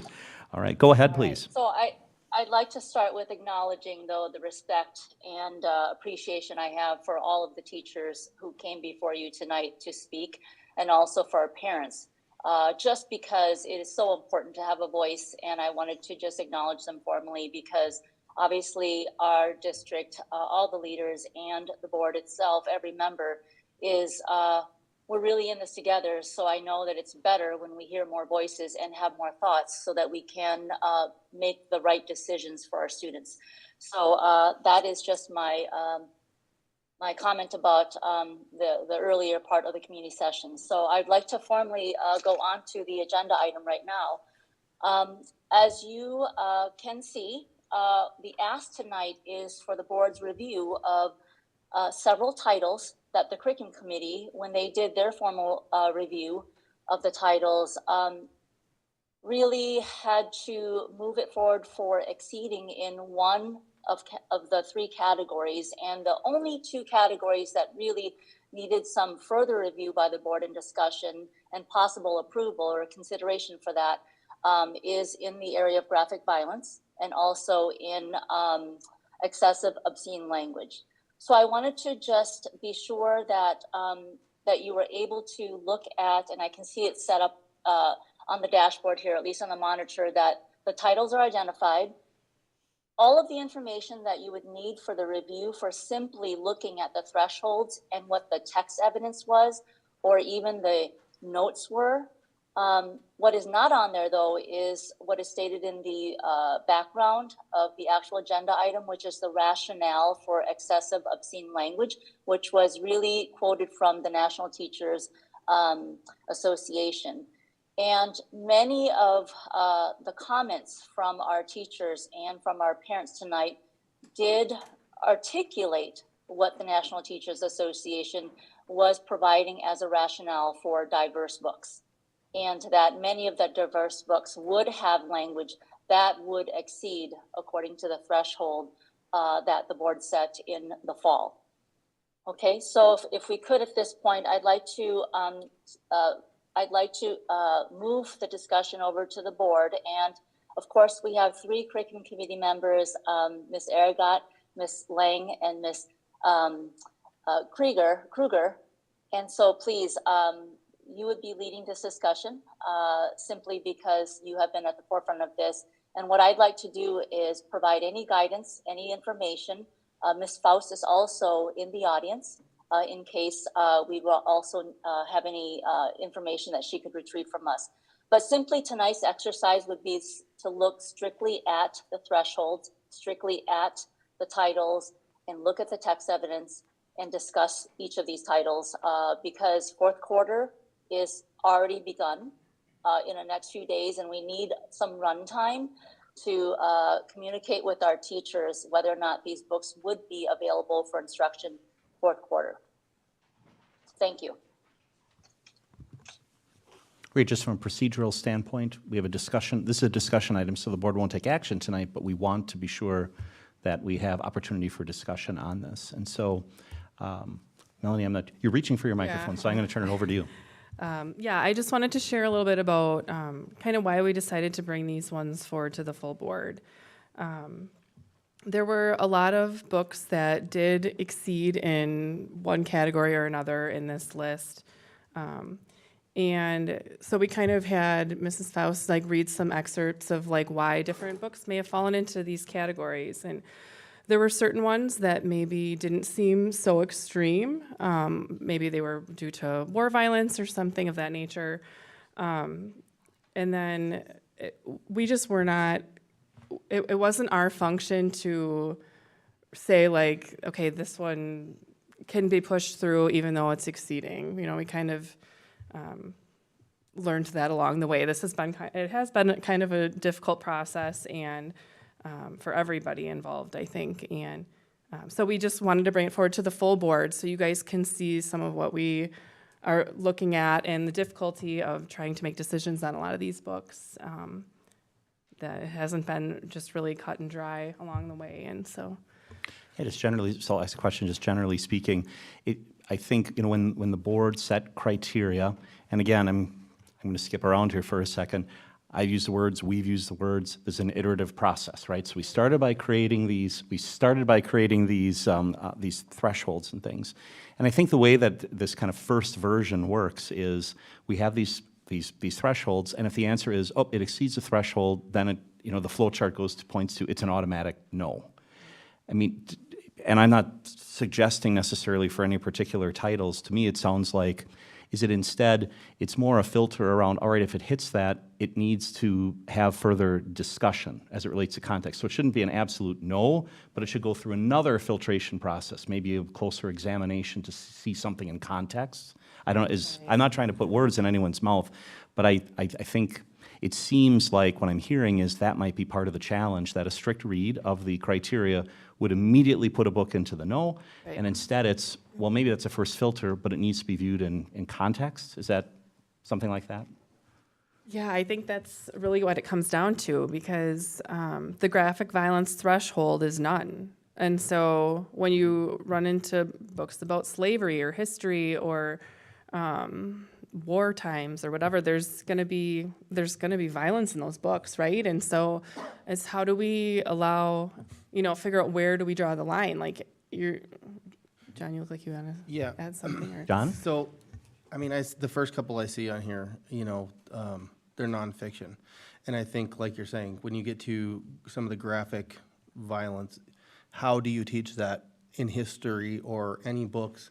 You know, and if it's a fiction and somebody is just, you know, portraying some kind of, you know, graphic rape or murder or something like that, and it's just somebody's thoughts, is to me is different than a completely nonfiction book where you're actually getting a representation of what actually took place in history. So, you know, in something like this, this is an actual civil rights. This says nonfiction, which this is a actual legitimate historical piece of literature to me. I mean, you know, I have an issue when I see nonfiction or when I see fiction books and then I just see 100 swear words listed off and then, you know, a bunch of graphic sexual acts on the evidence side or you know, just violence, whatever. It's just because that's just somebody can make anything up. Yes, those are real things, but that's not a real thing. That wasn't a real time and place. You know, I think, you know, the nonfiction is I see it a little bit different than a fictional book. So it would be that might be an area of consideration is nonfiction. Mm-hmm. Yeah. Kelly? Going back to kind of the process and where this came up, I think it's very easy when we are all sitting down and reading this and setting these guidelines of what we think is appropriate without having the actual books and the rationale behind them and the support from the teachers. I mean, when you do list them out and you just look at the non-context, it's very different from when you read the context and you're like, oh, that exceeded. But when you read it in a full sentence rather than seeing the one word, we all agreed on so many of these that were like, that's not that bad, but when you list it by itself. So I think we just have to give ourselves, you know, a little bit of grace when we sat down, wrote the process, and realized that maybe we can review that process. Again, now going through this fully and seeing, including, you know, the teachers and the staff and what they've provided and what the C&I department has provided, I think that there's some movements to be had, but at least talking about these is good, not cutting them out immediately. Go ahead, Melanie. Yeah, I just wanted to add another thing too, that there was a lot of comments on just strictly eliminating books on diversity. And certainly that was never anybody's intention. Those just perhaps were books that were falling into these categories and getting eliminated for that reason. There's absolutely nobody on this board, I think I can speak for everybody, that wants to eliminate diverse books, right? I think that we're all in favor of including different nationalities and different backgrounds, and but the reason that these books were coming up is because they were exceeding in one of the set criteria. That is the reason why. So when I attended the the work session that we had as a full board work session, we kind of came up with some guidelines around terminology, and then it was sort of, well, let's throw some real books at this and then see how that looks, because it sounded good, and then you start putting books through that filter and you're like, why are these keep getting rejected? What's going on here? Why is this, you know, like everyone's read this or whatever the case is, or it's historically accurate. That's so where we're at currently, or what I'm hearing currently and what I've heard from the speakers today is I don't think that what went into practice was what I had in mind when I was discussing terms. And again, I'm one voice, but I think that my default position would probably be that the criteria is appropriate, and if it hits that criteria, then it goes into a category of some kind that isn't necessarily that it's no longer an option or it's removed, but that it absolutely has to have parental approval to be viewed. I don't think they should just be pulled off the list. I think they should require parental approval versus ones that meet the criteria perfectly. I mean, sure, we can still send home the letter and the list, but I mean, they're defaulted, you know, those would, I assume, be defaulted to a yes if they have no criteria, if they meet no criteria, versus the ones where they meet criteria, it's defaulted to a no unless the parent gives a positive affirmation, yes, I think they can read that, I'm fine with them reading that. And I'm still okay with that because, you know, sometimes people just don't bring something home and then it's like, oh, my parents said it was okay, but no, I'm sorry, it has to be a yes. And I'm fine with that. But I want them to still be options. And the reason why I'm a proponent of that is because I think that the teachers who do all the work, and I talk to some of the teachers who are doing the process of going through these books and actually reading every line, giving context, saying why they chose them, why they think they're important, and then for us or the committee or, you know, some of us to say, nah, no, that we don't like it. You know, that is, they're the expert in that chosen field. It's not that they should make a decision for me as a parent. I want the choice, but I think that the panel of teachers who are teaching this topic should be the ones to bring the books forward that they feel are most appropriate. And then it goes to our committee and our criteria filter, and we say, hey, 3 of these books or 5 of these books that you have on here don't really, they don't pass the test on this one, so they have to be, they can be on the list, but they absolutely have to be approved yes, period, no questions asked. That's where I thought the process was gonna be more headed. I didn't think it was more gonna be more of the, well, this meets criteria, so it's gone, not even an option for you to pick it. That's not what I thought was gonna happen. And so I'm in favor of having the criteria exist. Obviously, still I understand it's an iterative process, but it needs to exist. I'm fine with that. We have to have a standard there, but I do think that it shouldn't just be automatic removal. It should be mandated parental approval, because ultimately, parental choice should trump this. I should not be making a decision for a parent that you don't even get a choice to decide whether you get to read this book or not. You can read that book outside of the school, though. If it's not appropriate for all ages in that school, then how can we offer it? Because any student can get that book. If we have it, then anybody can read it. I think the problem is that it's not necessarily my decision to decide what's appropriate for all students. Right.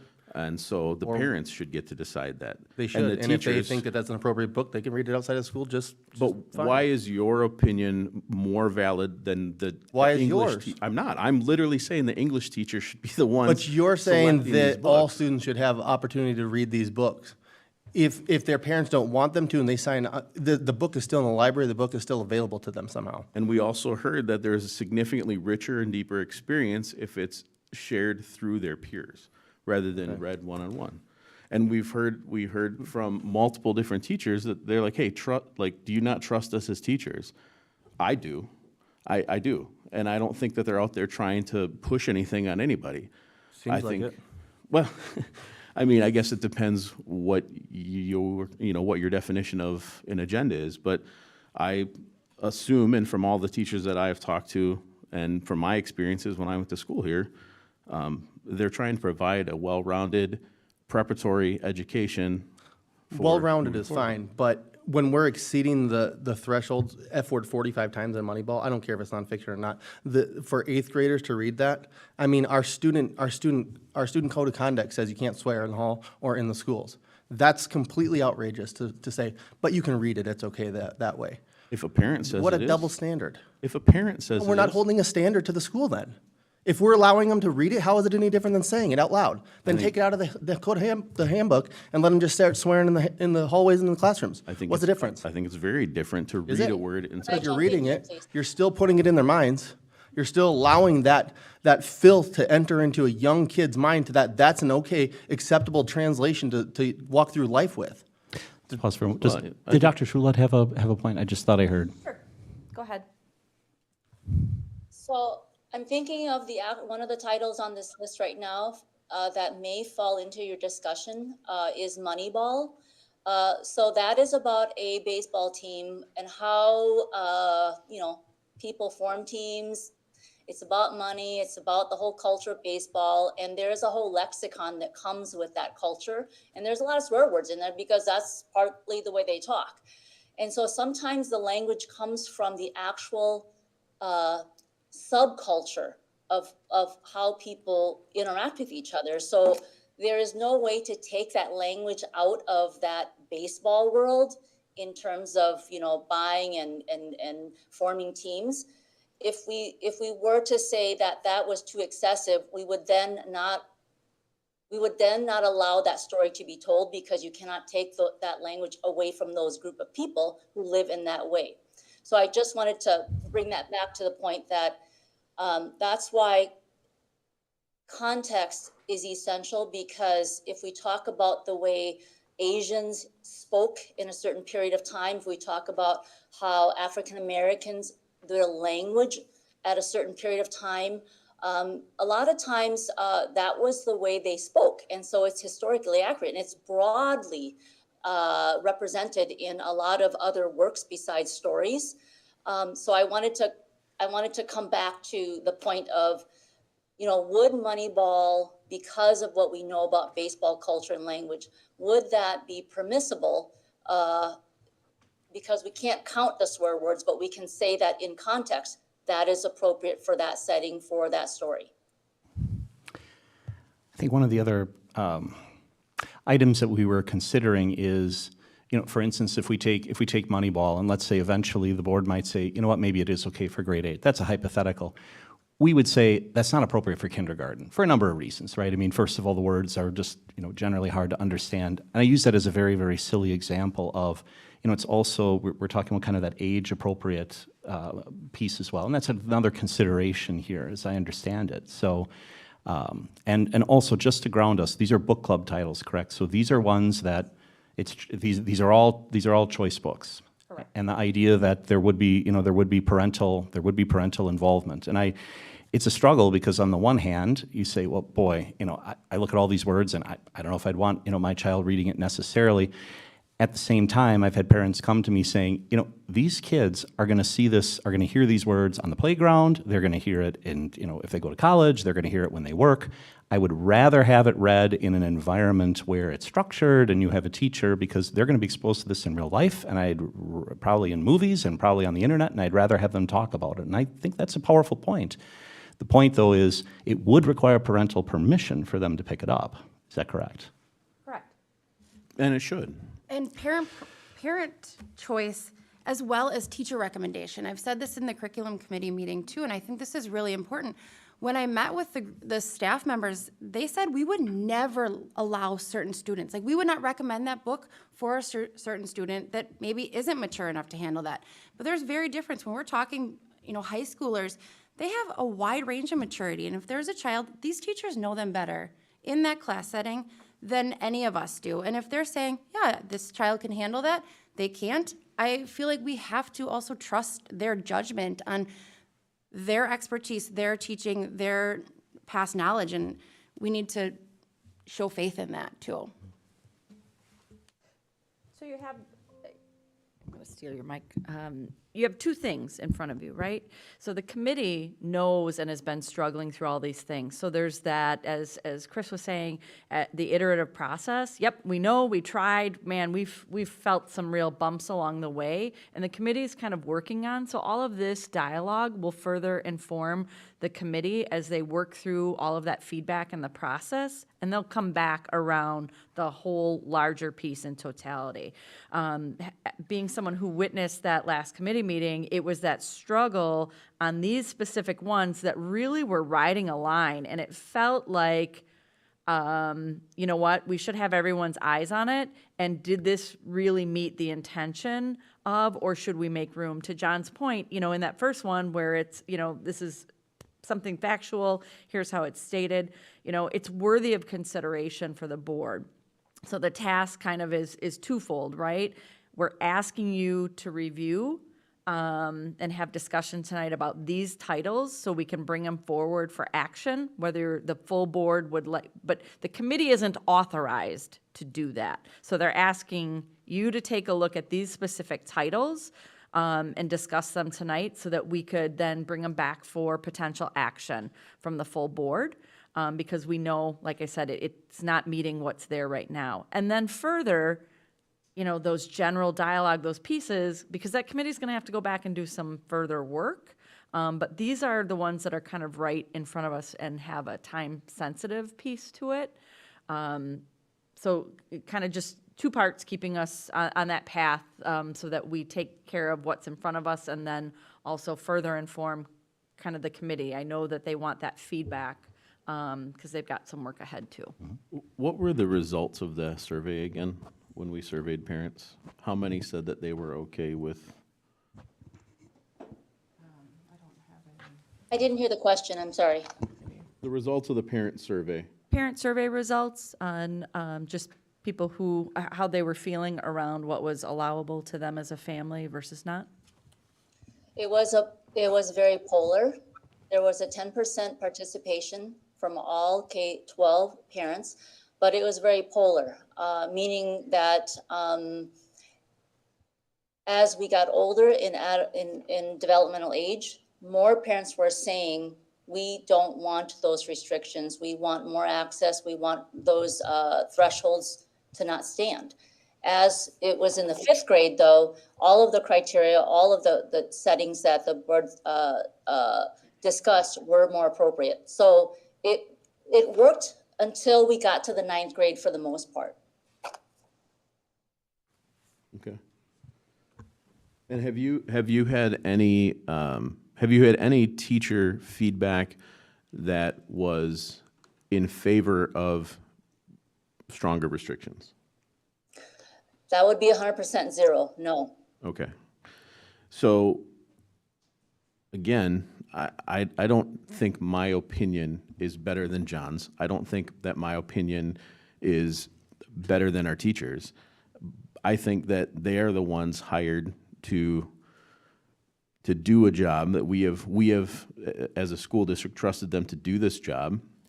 And of course, under the supervision of parental guidance, which is the whole point of making sure that these are approved, not defaulted to yes. But I do not think that my opinion is more important than the voices that we heard here tonight. And I know we've heard voices in opposition, and I've gotten emails like everyone else has, but I personally am at least a 10-to-1 would be a generous judgment of people who are saying that we shouldn't be putting more restrictions and pulling more books versus those that feel we should. And again, that my opinion is not more important than anyone else's on this board or that the opinions that we heard tonight, but I do feel like trusting the teachers to do their job is appropriate.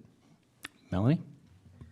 Yeah, I just wanted to add too, I mean, I really appreciate the transparency that has come about through this whole process, because now, you know, parents are given that choice more. Like granted, before there was still a list of book names, but there was no information given with it, and most parents probably aren't going to go and research every book because that's really time consuming, as we've all learned in this process, right? And but I can say that, you know, whether a book meets like your specific guidelines for your family, the fact that it's all listed out there, I just love that it's more transparent with choice.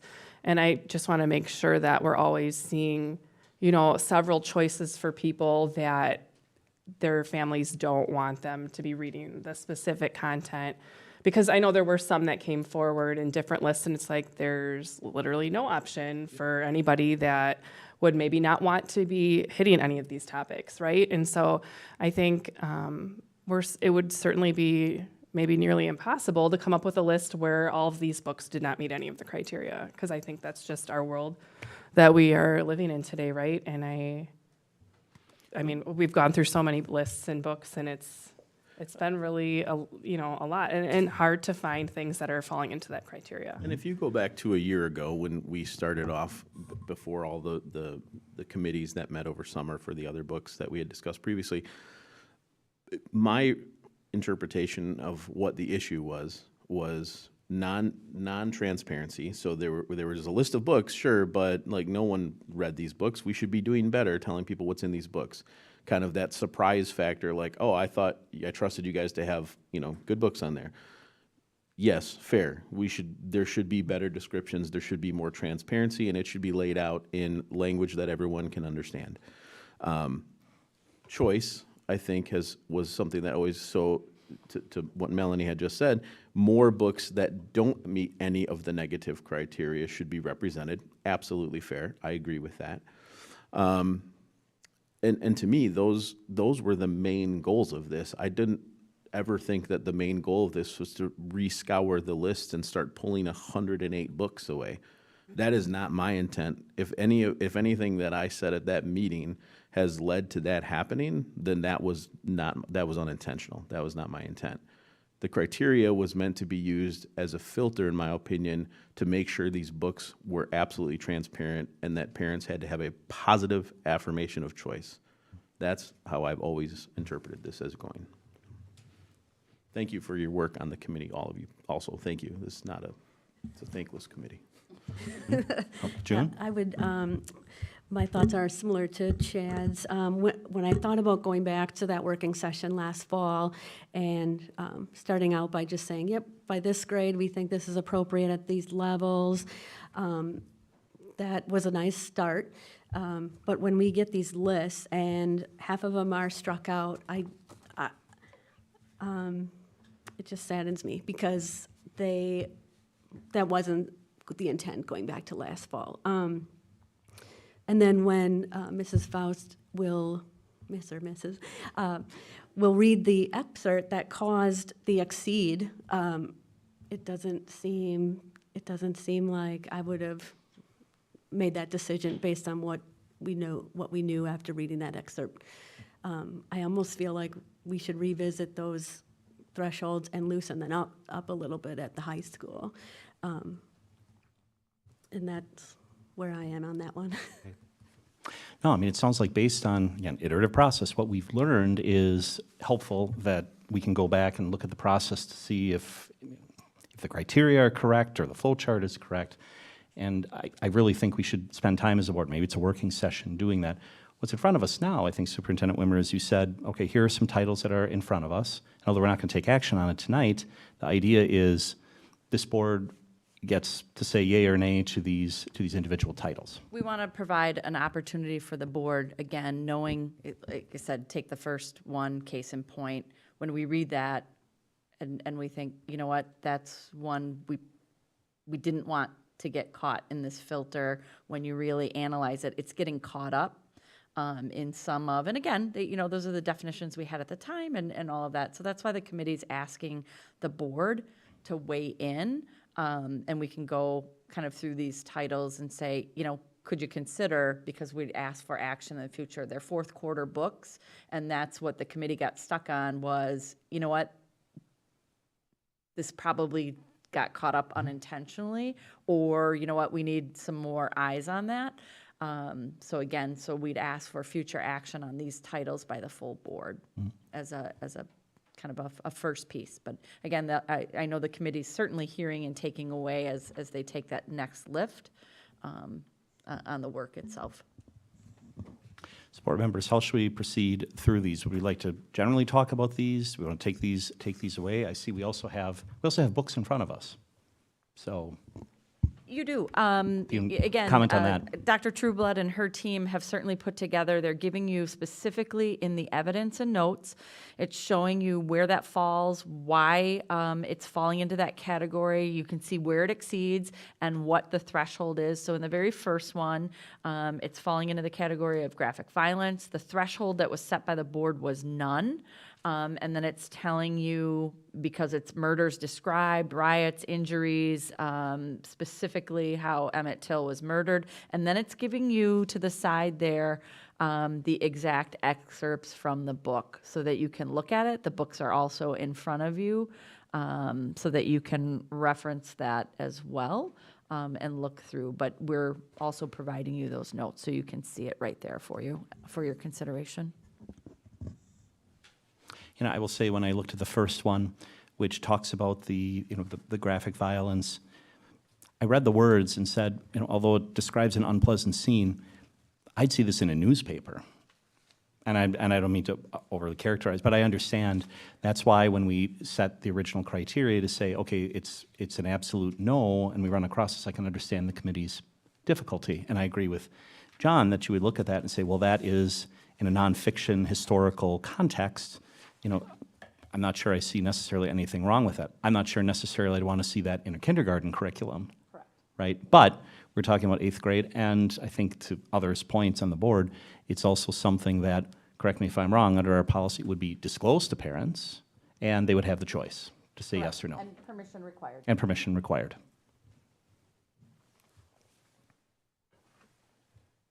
I mean, to me, when I look at a number of these, they kind of fall into that category.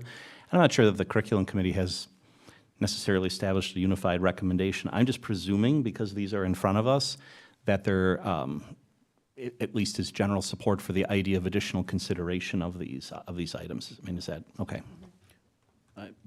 These books are all automatic no's, unless yesed by a parent. And so my answer would be the same for all of them, is that these automatically are no's. By default, they're no's, unless a parent says yes. And I am not going to trump another parent's choice on a book their kid can read. So, and a point when you're saying it's and I'm not gonna sit here and say how much we care about our district and teachers and value them and think they're great, and then be like, well, I mean, unless I disagree with you on that. When it comes to something that is actually completely relevant to their job, we have a disagreement about something else or procedurally, but I mean, if it's relevant to their expertise and what they're being paid to do, I don't feel my opinion is more important than theirs. That's mine for all of the books. And just to explore your statement a little bit more, when we talk about, because of the criteria, it's an automatic no, not meaning it's an automatic, it's pulled off for consideration, but it's a default. It would require permission in order to be read. Unless your parent says yes. Right. So if we were to bring this back at a next meeting and ask for permission to bring them forward, you would be saying, yes, proceed with presenting them to students and families for a parent to make that final call. Correct. With regard, Could I just, I would ask for a process change on that. We don't have those kind of days. The next curriculum committee is going to be on the 20th or so of April. There is quite a process to notify parents of the final list. There isn't enough time to get those, that process isn't there. So what I'd ask the board to do tonight is, if there is an ability to pass these through to make it on the list so that parents can have a choice of the full list, I would recommend that highly for tonight's action, simply because the curriculum committee will run out of time by the 20th. So again, just for board clarification, this is a discussion item only on your agenda. The best the board could do is have us proceed with notifying families and all of that and take your formal action at a future meeting. You cannot make this into an action item tonight. It's a discussion list.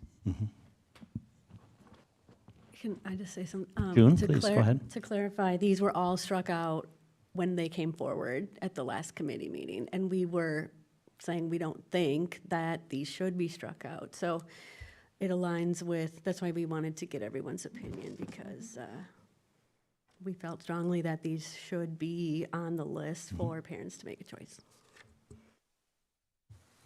I appreciate it. Like I said, this is part of the process where we need to come back and say, well, maybe the original process that we set was right. Maybe it needs modification. So it's good to bring back these real life examples.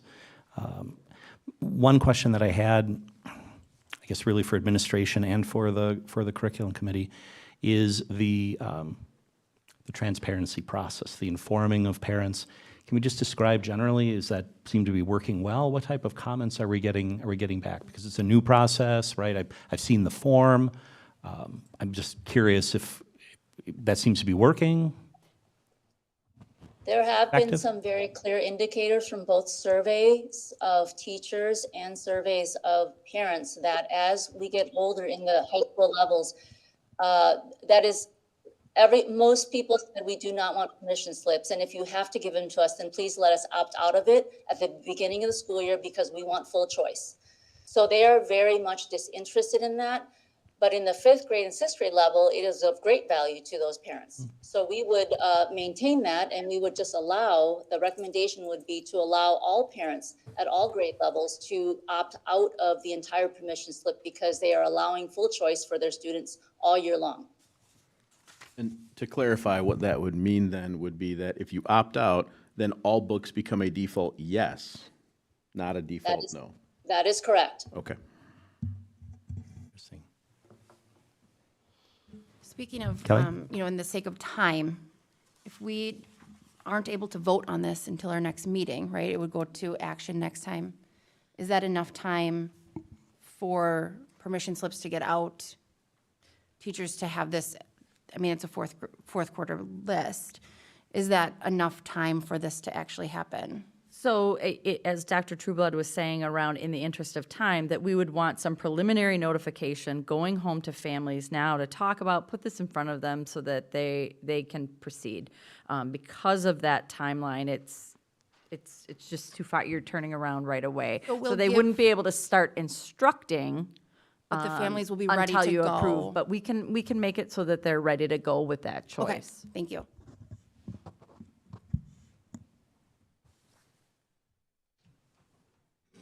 Melanie? So it would be that they would send home the permission slips as is, and then after the next meeting, we would vote on it, or what? Can you clarify, Dr. Trueblood, have the 4th quarter permission slips gone out yet? No, they're actually on hold right now because they're waiting for the board's discussion tonight. Perfect, thank you. So we would include these, put an asterisk saying, awaiting formal approval, please tell us yes or no, so that they're ready to go and they can begin instruction.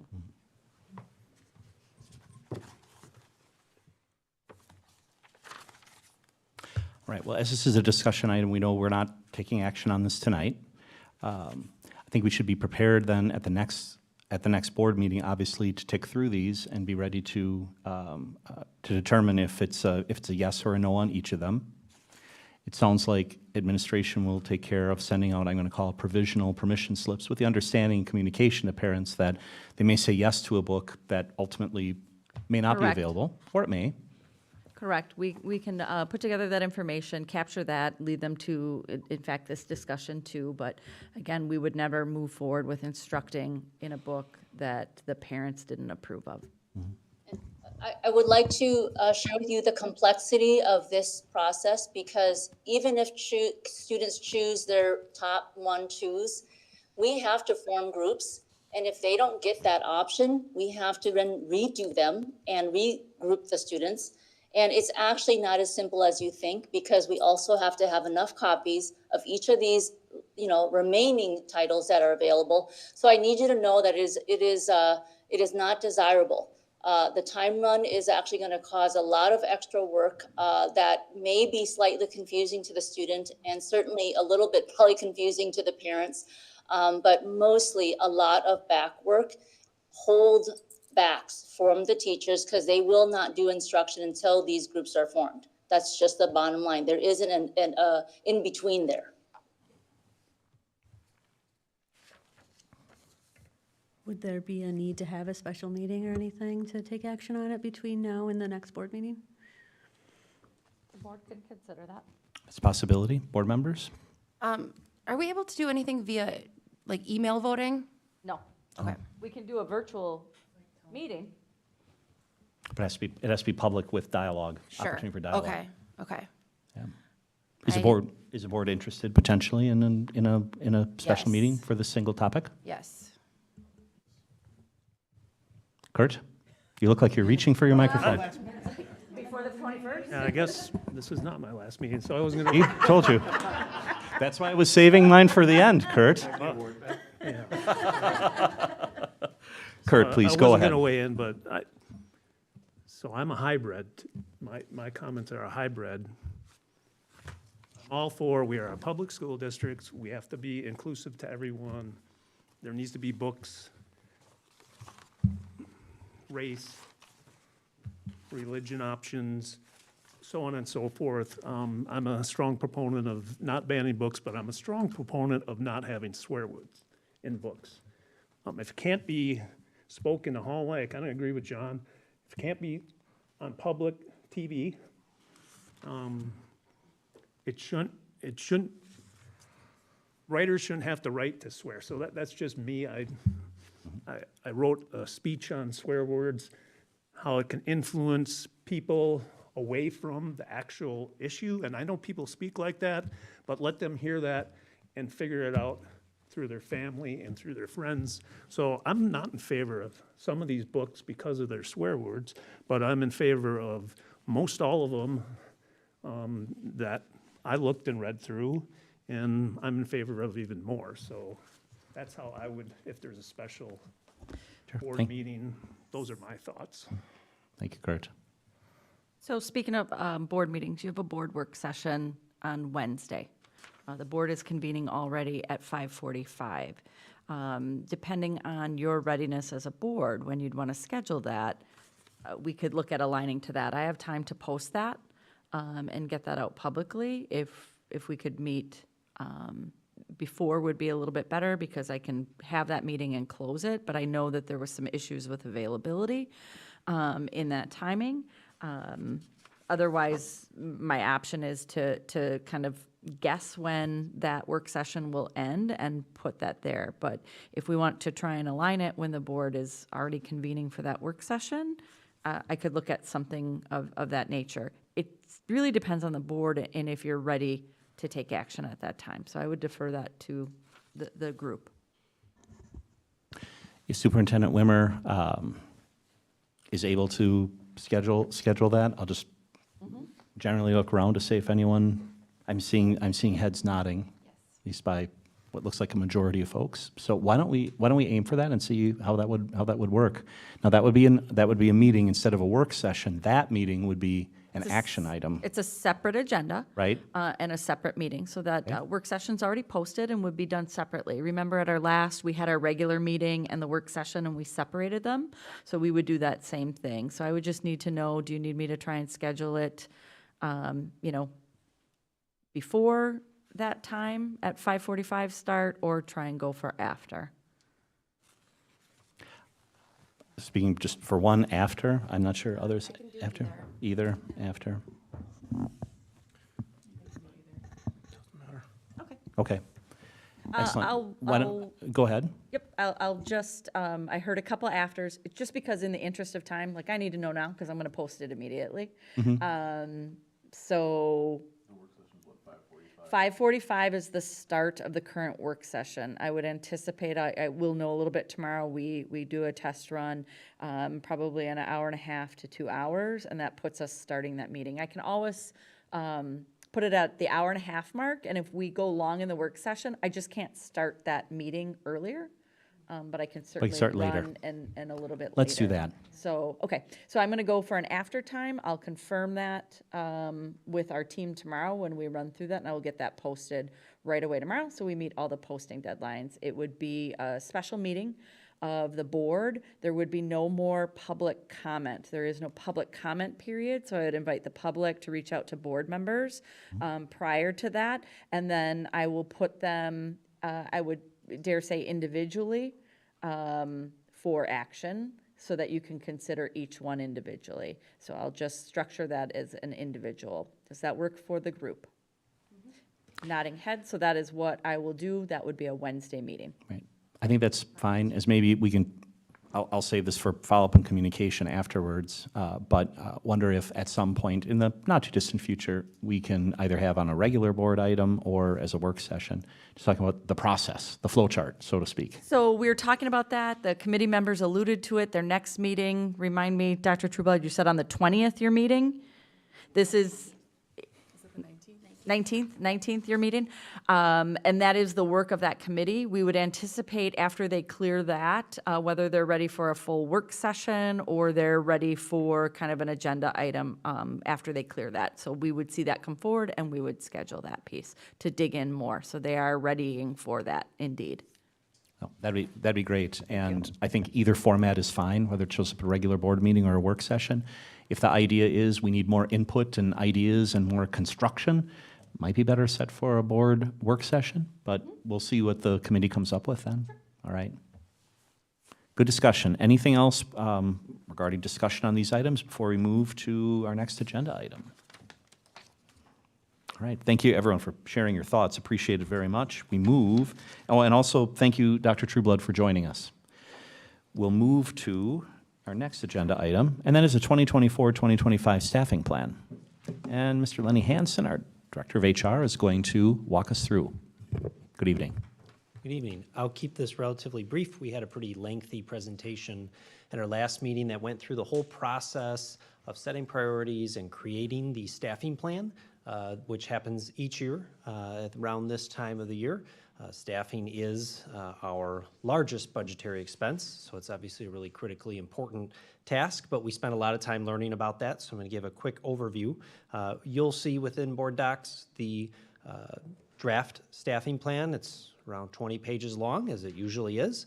Includes a lot of detail that you're not voting on tonight. It's presented so that you can do some homework, look into it, ask questions along the way, and then we would plan at the next board meeting to approve the plan, which then leads right into approving teacher contracts and things like that, which are all governed by state statute. As we discussed last time, there's really 3 key items that drive the planning process. It's what are our student needs, what is our enrollment, and what does the budget allow us to accomplish within those confines. There are 3 key factors this year weighing on the budgetary implications of the staffing plan. One is the general declining enrollment trend, which continues this year and moves its way all the way through Badger. Another one we discussed is that in September is the end of federal pandemic relief funding, which took place over a course of 4 years. That will end, and the district has been able to do some really outstanding enhancements to programming. With that funding ending next year, we do need to think about how we can prioritize as best possible within our means. And then we also discussed, as Mr. Sarno has many times discussed, how revenues for the district have not kept pace with inflation for over a decade, and just the challenges presented by that. Some of the highlights around the staffing plan, when you look through it, we once again, as promised, stay within our historical class size range norms that we've had over the years. As I said last time, we continue to believe that any layoffs of certified staff appear very unlikely, as attrition and some movement is going to be able to help us achieve reductions that need to take place. We're continuing to adjust to registrations and adapt where student interest is going. Mr. Rebholz talked earlier about our huge CTE program, and actually we're going to add a teacher in that area because that's where the registrations are. We're going to meet the needs of where students are signing up, and that's exciting as we do continue to have one of the largest departments in the state in that area. This plan is part of what the administration is confident can be part of a balanced budget for the 2024-25 school year, which is obviously critical. And the plan, as it is every year, is never quite set in stone. We continue to adjust to student needs, student enrollment, if there are new qualifications in various programs like English language learners, special education, and so forth. We ensure that we continually adapt to meet those needs with the promise that any adjustments that take place continue to allow us to deliver a balanced budget to the board and to the community. And then, as always, and as we always say, we will continue to use attrition to accomplish reductions. Reductions are going to happen when you're in a declining enrollment environment, but we've had very good fortune as well as strategy to help us do that through retirements, resignations. For the most part, that will continue to be our primary strategy, and we would only look at reductions through any other means like a layoff if all other options were off the table. So that's around the world, very quickly around the process, but again, bringing this forward for you to be able to dig into, and then we'll bring it back for action 2 weeks from now. I think you answered this already in your presentation, but I'll just ask the question again just for emphasis. So this is not a budget per se, but it would seem like as administration is bringing this forward, there's nothing alarming here as it relates to, hey, we got to fit into our budget. So although this is not a budget in and of itself, and obviously there's more work to do on the budget, there's nothing here that would suggest this is unattainable from a budget perspective. Correct. We would not bring something forward that wouldn't allow us to ensure a balanced budget for the following school year. Great. Other questions? And this is a discussion item. We'll be taking action at another meeting, so we'll have a time to take a look at it. If there are questions in between, I'm assuming they can reach out to you or Superintendent Wimmer. All right. Absolutely. Great. Anything else on this? That's all. Very good. Thank you. Appreciate your presentation. All right. That was our last discussion item. We have no action items tonight. On our future agenda items, first, our board meeting calendar. And I want to be sure I have this right. So we've got a board work session. Superintendent Wimmer, you had foreshadowed this on April 10th, 2024 at the ESC, 5:45 p.m. Then the curriculum committee meeting. I understand it's going to be 4 p.m. on April 19th and here at the Education Service Center. I hope I have that right. And then a regular board meeting at 5:30 p.m. ESC, April 22. And then April 30, our board work session, another work session, at 4:30 p.m. at the Education Service Center. We add to that, Superintendent Wimmer, the board work session that we hope to schedule on April 10th at the tail end, the regular board meeting. A special board meeting. Thank you. April 10th to follow the board work session. I will have to attach a time to it. I can't just say following that. So that will be added. Okay. So special board meeting at a specific time to be posted. It'll take place on April 10th at the Education Service Center. So we ask the public to watch for that. And as I often mentioned before, these are subject to changes as to location or date or time, and so watch for the official postings. Any questions on the calendar? Any other items then for follow-up and communication? All right. We have reached the end of our planned agenda. We have an item that's appropriately discussed in executive session. So I'm going to make a motion to adjourn into executive session pursuant to Wisconsin Statute 19.851C to consider employment, promotion, compensation, or performance evaluation data of any public employee over which the governmental body has jurisdiction or exercises responsibility, and take any such action if necessary based on its discussion, namely employment and compensation. I made that motion. Is there a second? Thank you, Kelly. We have a motion and second to adjourn into executive session. Any final discussion? Hearing none, I will call the roll. This requires a roll call vote. Ms. Kruger? Yes. Mr. Swiger votes yes. Ms. Aragot? Yes. Ms. Lang? Yes. Dr. Temez? Yes. Mr. Rebholz? Yes. And Mr. Donaldson? Yes. All right, that motion, carries unanimously. We are adjourned into executive session. Thank you to everyone